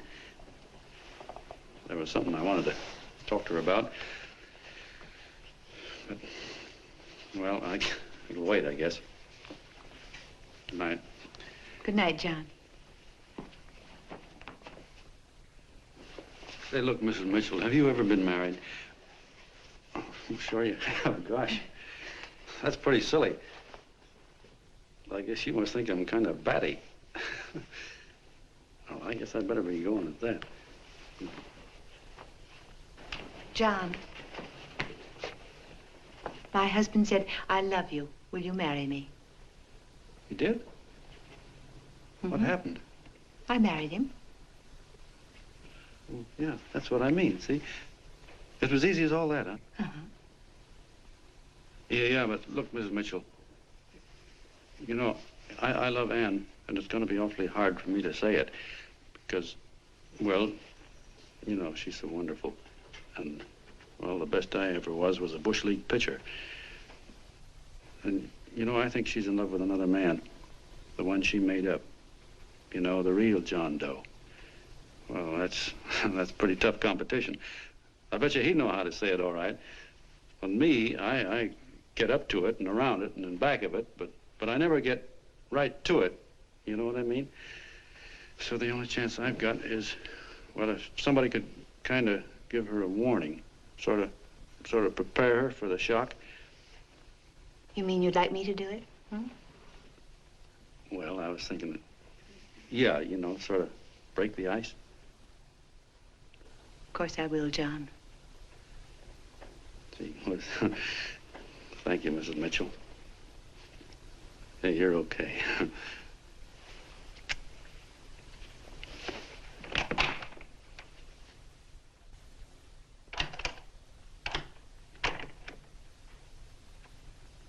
This John Doe meeting is going to be one of the biggest things that ever happened. Why, they're coming from all over. Trains, boxcars, wagons. Look out!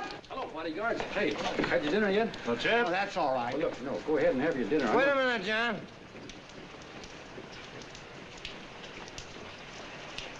Hello, Mr. Connell. How are you, John? John, I want to have a little talk with you. What's the matter? Are you falling? Come here. Hey, boss. Oh, quiet. Say, tell me something. Did you read the speech you're going to make tonight? No, I never read the speeches before I make them. I get more of a kick out of it that way. Uh-huh. It's just exactly what I thought. Beanie, go on down to the office, tell Pop to give you the speech. There's a copy on my desk. Gee whiz, boss, you know Mr. Norton told me not to leave him, not even for a minute. Go on. We'll be at Jim's bar up the street. You're a nice guy, John. I like you. You're gentle. I always like gentle people.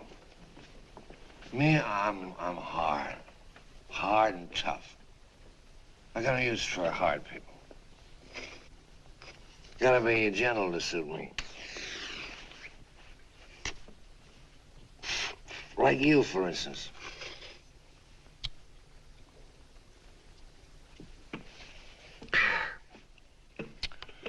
Yep, I'm hard. But you want to know something?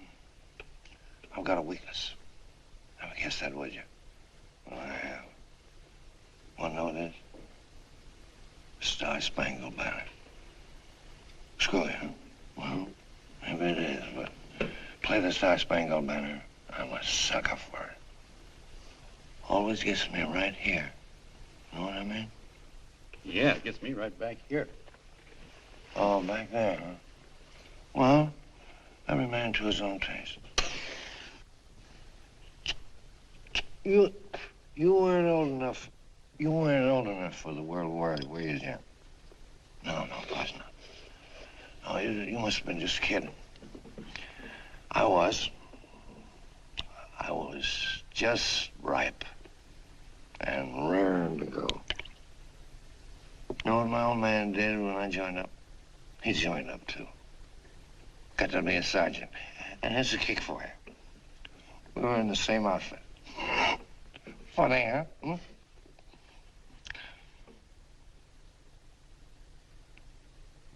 He was killed, John. I saw him get it. I was right there, and I saw it with my own eyes.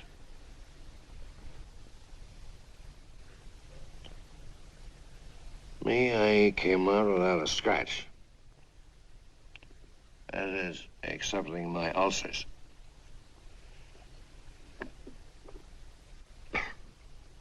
I should be drinking milk, you know. This stuff is poison.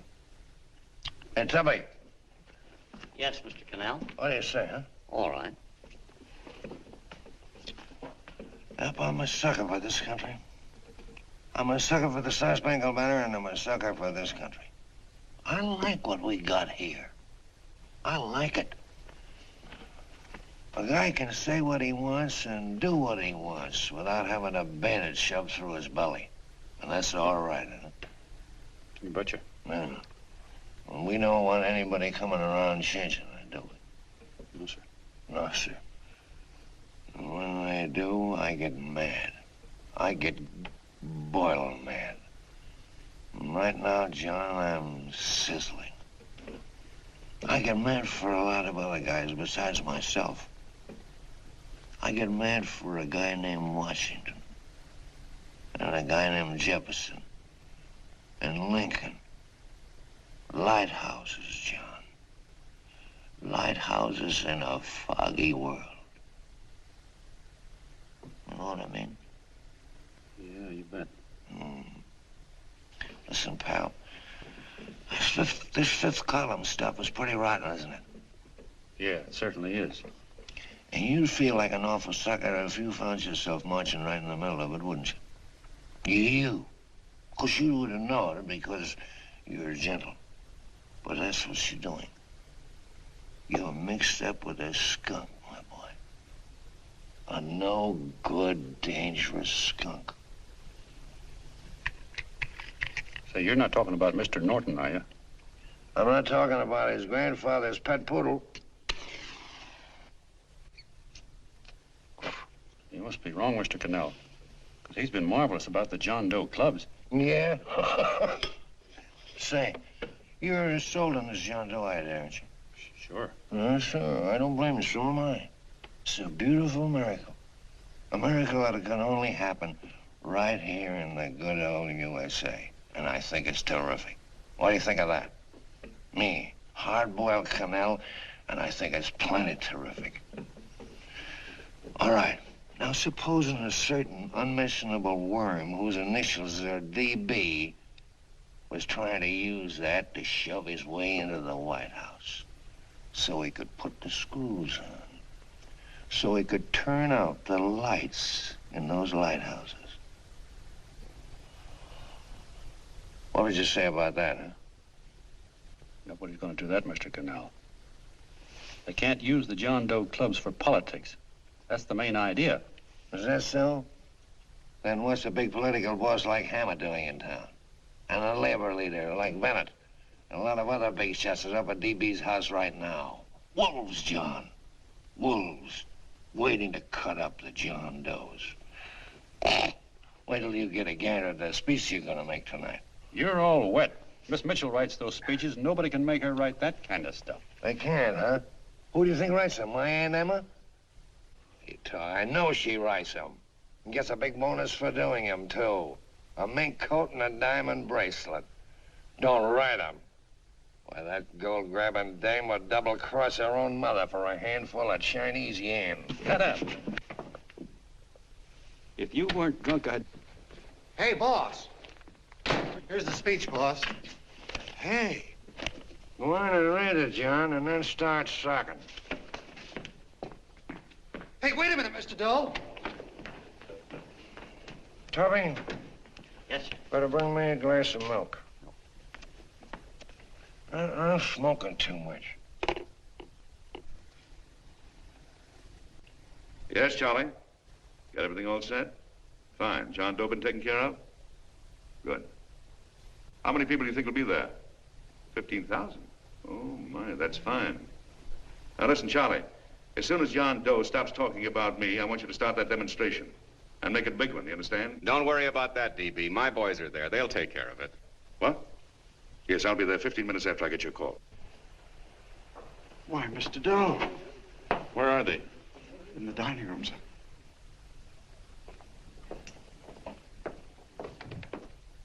Now, gentlemen, I think we're about ready to throw that great big bombshell. Yeah, well, it's about time. Even a conservative estimate shows that we can count on anywhere between 10 and 20 million John Doe votes. Now, add to that the labor vote that Mr. Bennett will throw in, and the votes controlled by Mr. Hammett and the rest of you gentlemen in your own territories, and nothing can stop us. As I said before, I'm with you, providing you can guarantee the John Doe vote. Don't worry about that. You can count on me on one condition. Little Bennett's got to be taken care of. Didn't I tell you that everybody in this room would be taken care of? My agreement with you gentlemen stands. I'm with you, DB, but I still think it's a very daring thing we're attempting. These are daring times, Mr. Barrington. We're coming to a new order of things. There's too much talk been going on in this country. Too many concessions have been made. What the American people need is an iron hand. You're right. That's true. You're quite right, DB. Discipline. Right. And now, may I offer a little toast to Miss Ann Mitchell, the brilliant and beautiful lady who is responsible for all this. Miss Mr. Norton, I'd like to talk to you alone for a minute. Oh, Miss Mitchell has something to say to us. Well, that's fine.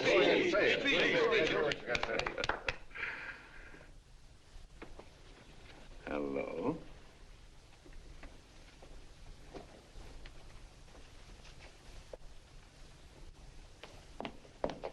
John, I'm so glad to see you. I was terribly worried. Did you write this?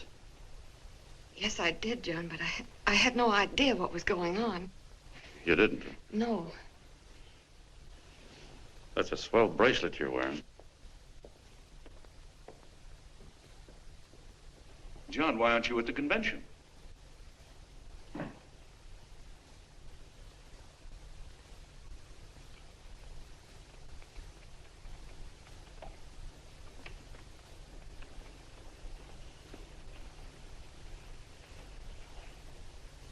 Is there anything wrong? No, nothing's wrong. Everything's fine. So there's going to be a new order of things, huh? Everybody's going to cut himself a nice fat slice of the John Does, eh? You forgot one detail, Mr. Big Shot. You forgot me, the prize stooge of the world. Why, if you or anybody else thinks he's going to use the John Doe clubs for his own rotten purpose, he's going to have to do it over my dead body. Oh, hold on a minute, young man. Hold on. That's rather big talk. I started the John Doe clubs with my money. And I'll decide whether or not they're being properly used. No, you won't. You're through deciding anything. And what's more, I'm going down to that convention and I'm going to tell those people exactly what you and all your fine feathered friends here are trying to cook up for them. And I'm going to say it in my own words this time. Stop it, Stevie. You ruined us, Stevie. Wait a minute, fella. My uncle wants to talk to you. Listen to me, my son. Before you lose your head completely, may I remind you that I picked you up out of the gutter and I can throw you right back there again? You've got a nerve accusing people of things. These gentlemen and I know what's best for the John Does of America, regardless of what tramps like you think. Get off that righteous horse of yours and come to your senses. You're the fake. We believe in what we're doing. You're the one that was paid the 30 pieces of silver. Have you forgotten that? Well, I haven't. You're a fake John Doe, and I can prove it. You're the big hero that's supposed to jump off tall buildings and things. Do you remember? What do you suppose your precious John Does will say when they find out that you never had any intention of doing it, that you were being paid to say so? You're lucky they don't run you out of the country. With the newspapers and the radio stations that these gentlemen control, we can kill the John Doe movement deader than a doornail. We'll do it, too, the moment you step out of line. Now, if you still want to go to that convention and shoot your trap off, you go ahead and do it.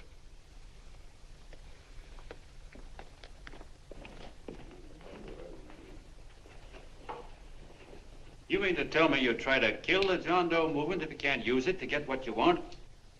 You bet your bottom dollar we would.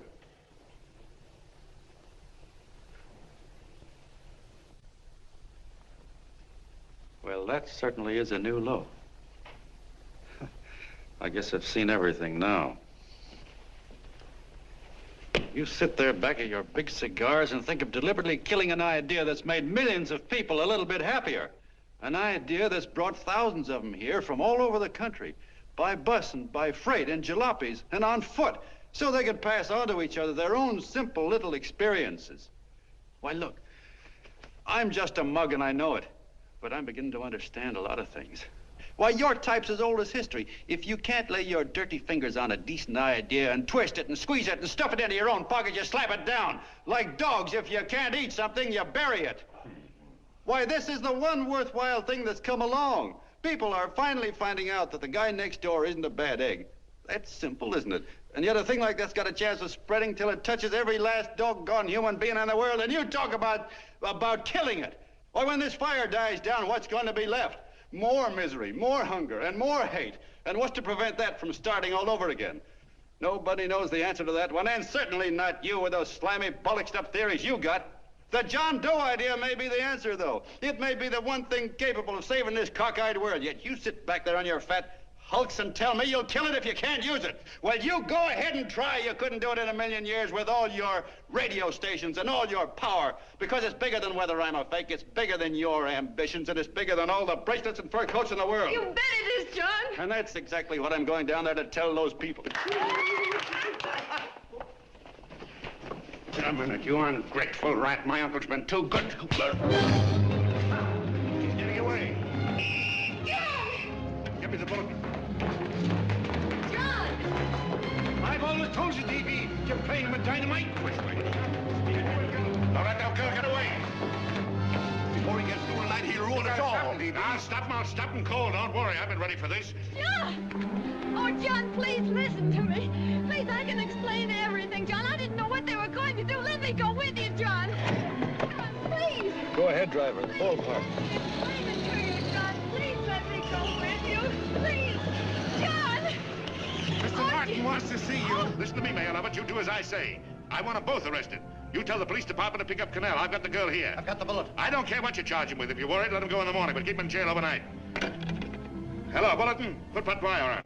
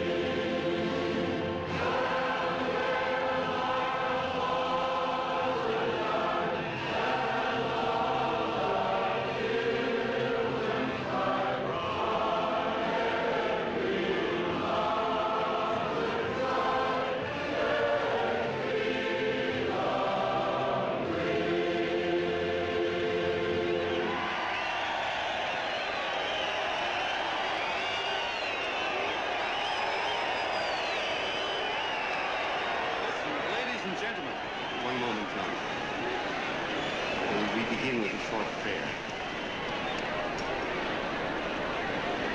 Quiet, please. Ladies and gentlemen, let us have a moment of silent prayer for the John Does all over the world, many of whom are homeless and hungry.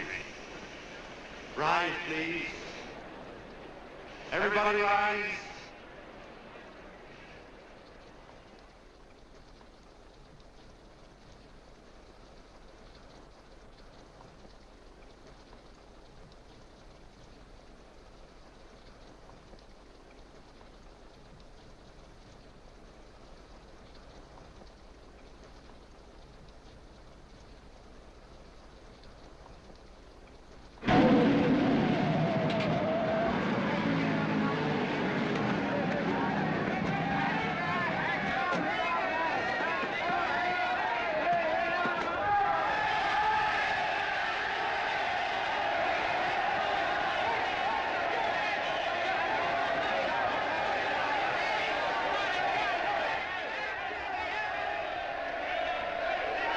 Newsboys. Hundreds of yelling newsboys are swarming into the park like locusts. They're yelling John Doe's a fake. Fake.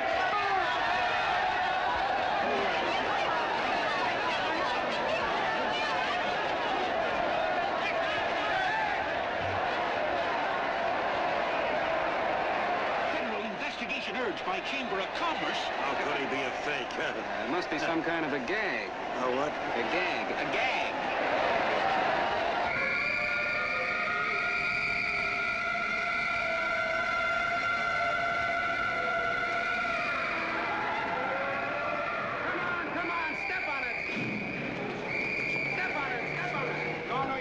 Now, so let's get going. Wait for the face. Hey, miss, will you autograph my balloon? Sure.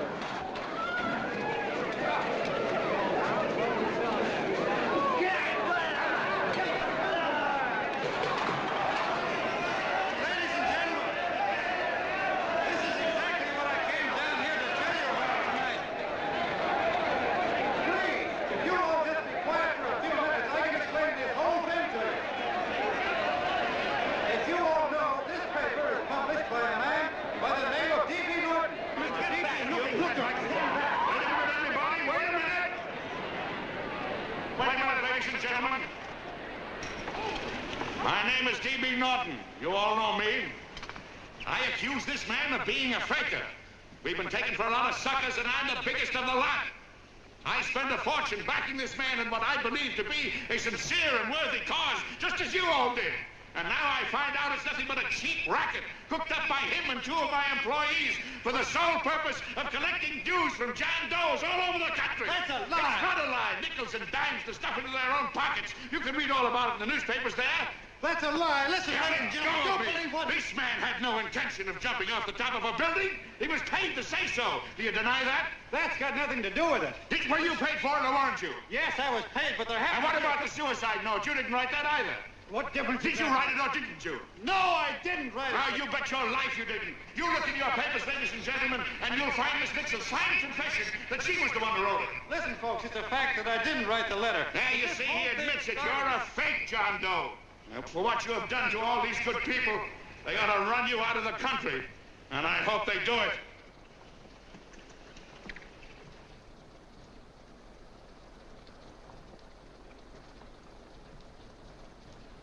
Speak up, John. We believe you.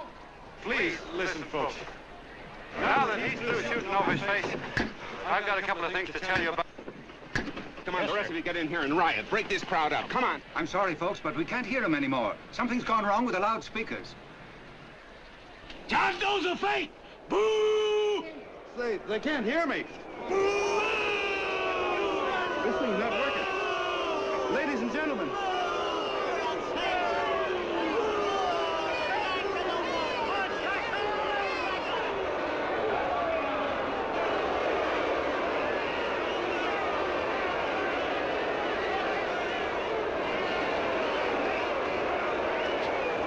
This thing's bigger than whether I'm a fake. Look, Kurt, you believe me, don't you? Sure. I believe you. Walking burn my legs off thinking up 5,000 signatures for a phony. Well, there you are, Mr. Doe. 5,000 names asking you not to jump off any roof. It makes no difference, Bert. The idea's still good. We don't have to give up our club. Yeah, well, you can have it. They're starting to throw things. Somebody's going to get hurt. I'm afraid it'll be John Doe. Listen to that mob. I'm gonna go to him. All right, lady. Hey, what's your order? Oh, let me go. I want to go to him. Oh, please. Please let me go. They're crucifying him. I can help him. Sorry, sister, we got orders to hold. Orders from who? Can't you see it's a framer? And oh, Mother, they won't let me go. They won't let me go. Listen, folks. You gotta listen to me, everybody. Back to the jungle, you hobo! Just another racket. Stick to your clubs. We've been fed baloney so long, we're getting used to it.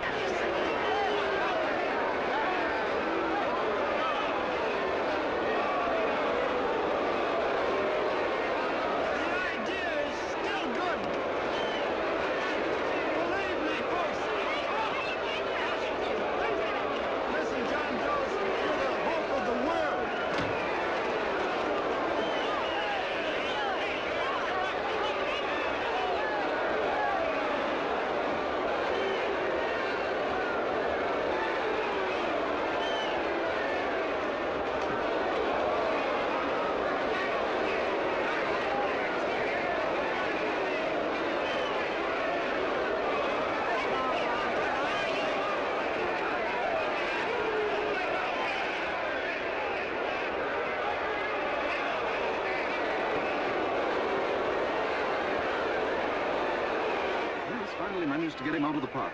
But if that boy isn't hurt, it'll be a miracle. Ladies and gentlemen, this certainly looks like the end of the John Doe movement. Well, boys, you can chalk up another one to the Pontius Pilates.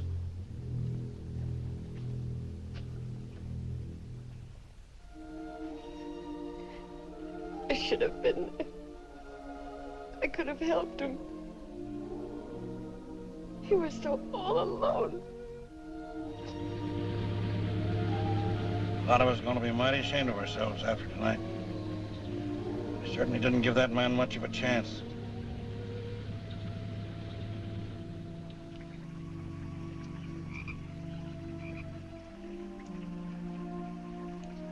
Have some more coffee, Long John? No thanks, Colonel.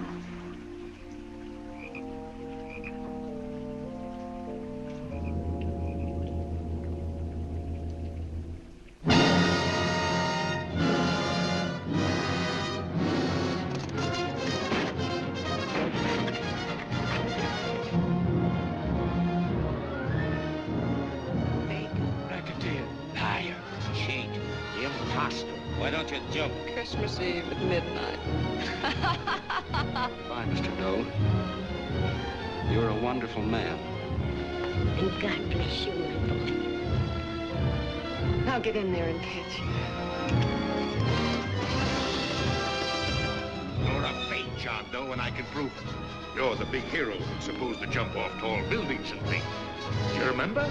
What do you suppose your precious John Does will say when they find out that you never had any intention of doing it, that you were being paid to say so? Christmas Eve at midnight.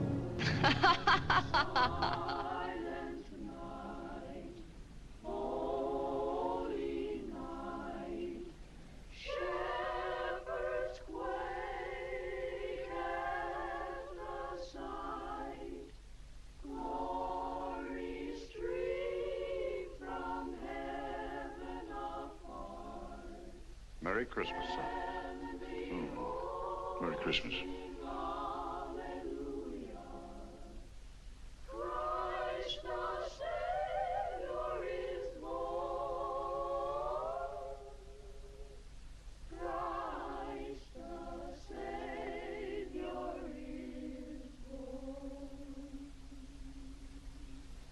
Thank you, sir.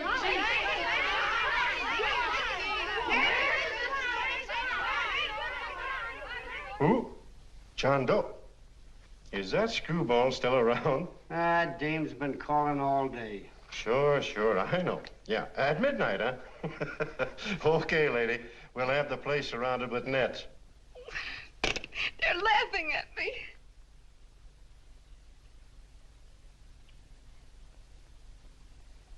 You're a sick girl, Anne. You better take it easy.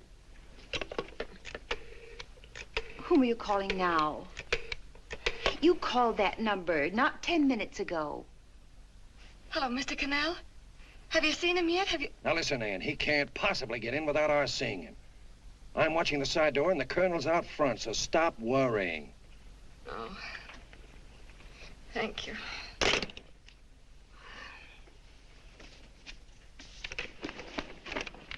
What, Ann? Anne, don't be foolish.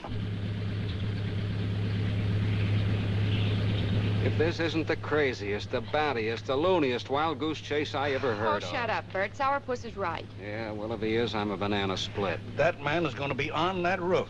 Don't ask me how I know. I just know, and you know it as well as I do. Sure. I'd like to believe in fairy tales, but a guy that's a fake isn't going to jump off any roof. I don't think he was any fake, not with that face.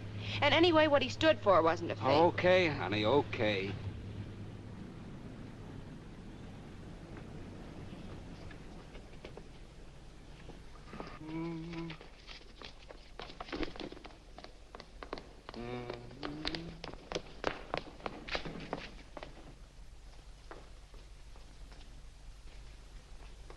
Elevators ain't running. Colonel, You shouldn't have got out of bed, miss. has he been here? No. Have you seen him? I ain't seen him for a week. Where's Cannell? He's watching the other door. Oh, gee, you're swell. Oh. No sense in going up there. I've been here for hours. He ain't here. Let me go, will you? Now that's crazy. It's 14 floors.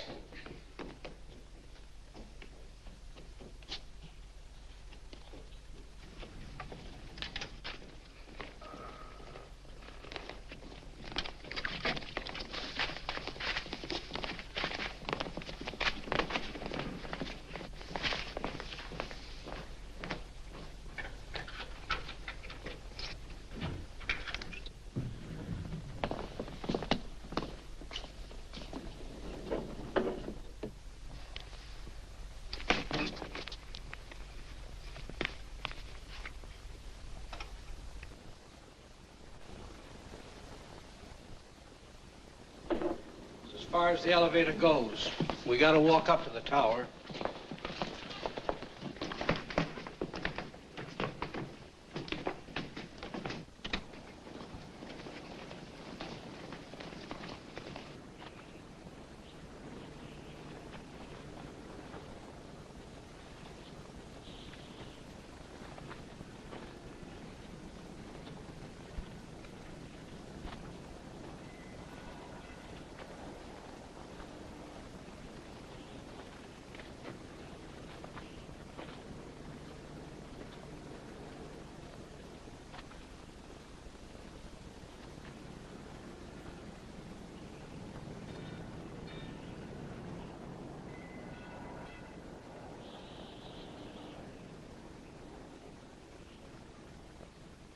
That tramp was probably full of Christmas cheer and asleep in some flop house.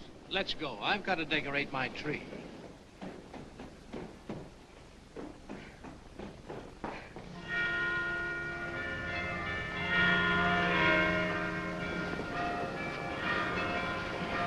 Well, I give up. I don't know what gave us the idea that we need attempt anything like this. I guess you're right. I'm afraid the joke's on us. Let's go. I hope nobody finds out we've been here.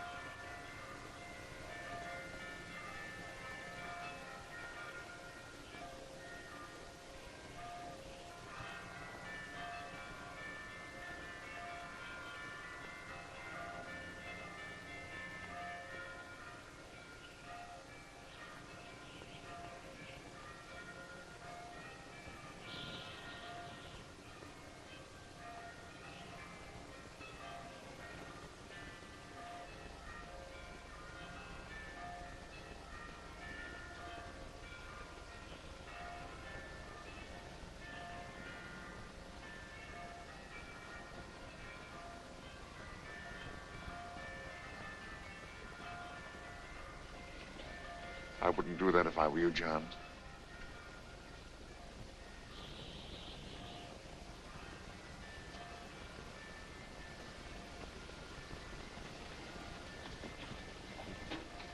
It'll do you no good. The mayor has policemen downstairs with instructions to remove all marks of identification you may have on your person. You'll be buried in Potter's Field, and you will have accomplished nothing.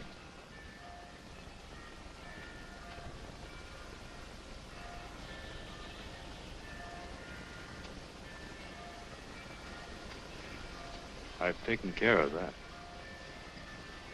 I've already mailed a copy of this letter to Mr. Cannell. John, why don't you forget this foolishness? Stop right where you are, Mr. Norton, if you don't want to go overboard with me.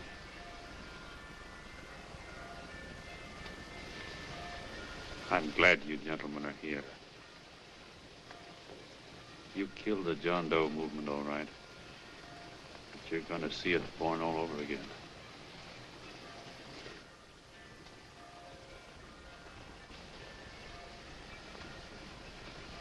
Now take a good look, Mr. Norton. John! John! Oh, John, no, I won't let you. I love you, darling. Oh, please. Please don't give up. We'll start all over again. Just you and I. It isn't too late. The John Doe movement isn't dead yet. You see, John, it isn't dead or they wouldn't be here. It's alive in them. They kept it alive by being afraid of. That's why they came up here. Oh, darling. Sure, it should have been killed. It was dishonest. But we can start clean now. Just you and I. It'll grow, John, and it'll grow big because it'll be honest this time. Oh, John, if it's worth dying for, it's worth living for. Oh, please, John. Oh. Oh, please. Please, God, help me. John, look at me. You want to be honest, don't you? Well, you don't have to die to keep the John Doe idea alive. Someone already died for that once. The first John Doe. And he's kept that idea alive for nearly 2,000 years. It was he who kept it alive in them. And he'll go on keeping it alive forever and always. For every John Doe movement these men kill, a new one will be born. That's why those bells are ringing, John. They're calling to us. Not to give up, but to keep on fighting, to keep on pitching. Oh, don't you see, darling? This is no time to give up. You and I, John, we... Oh, no. No, John. If you die, I want to die, too. Oh, I love you. Oh, John.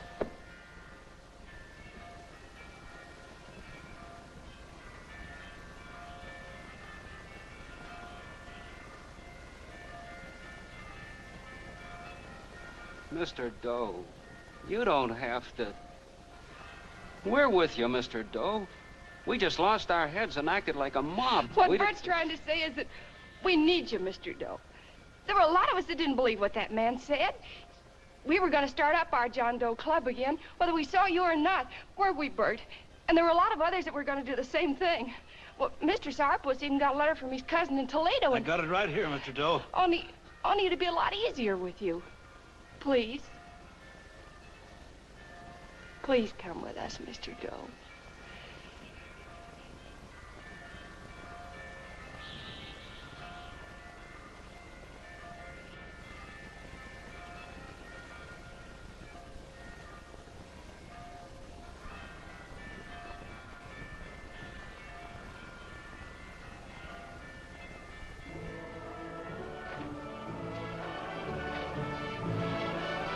Long John.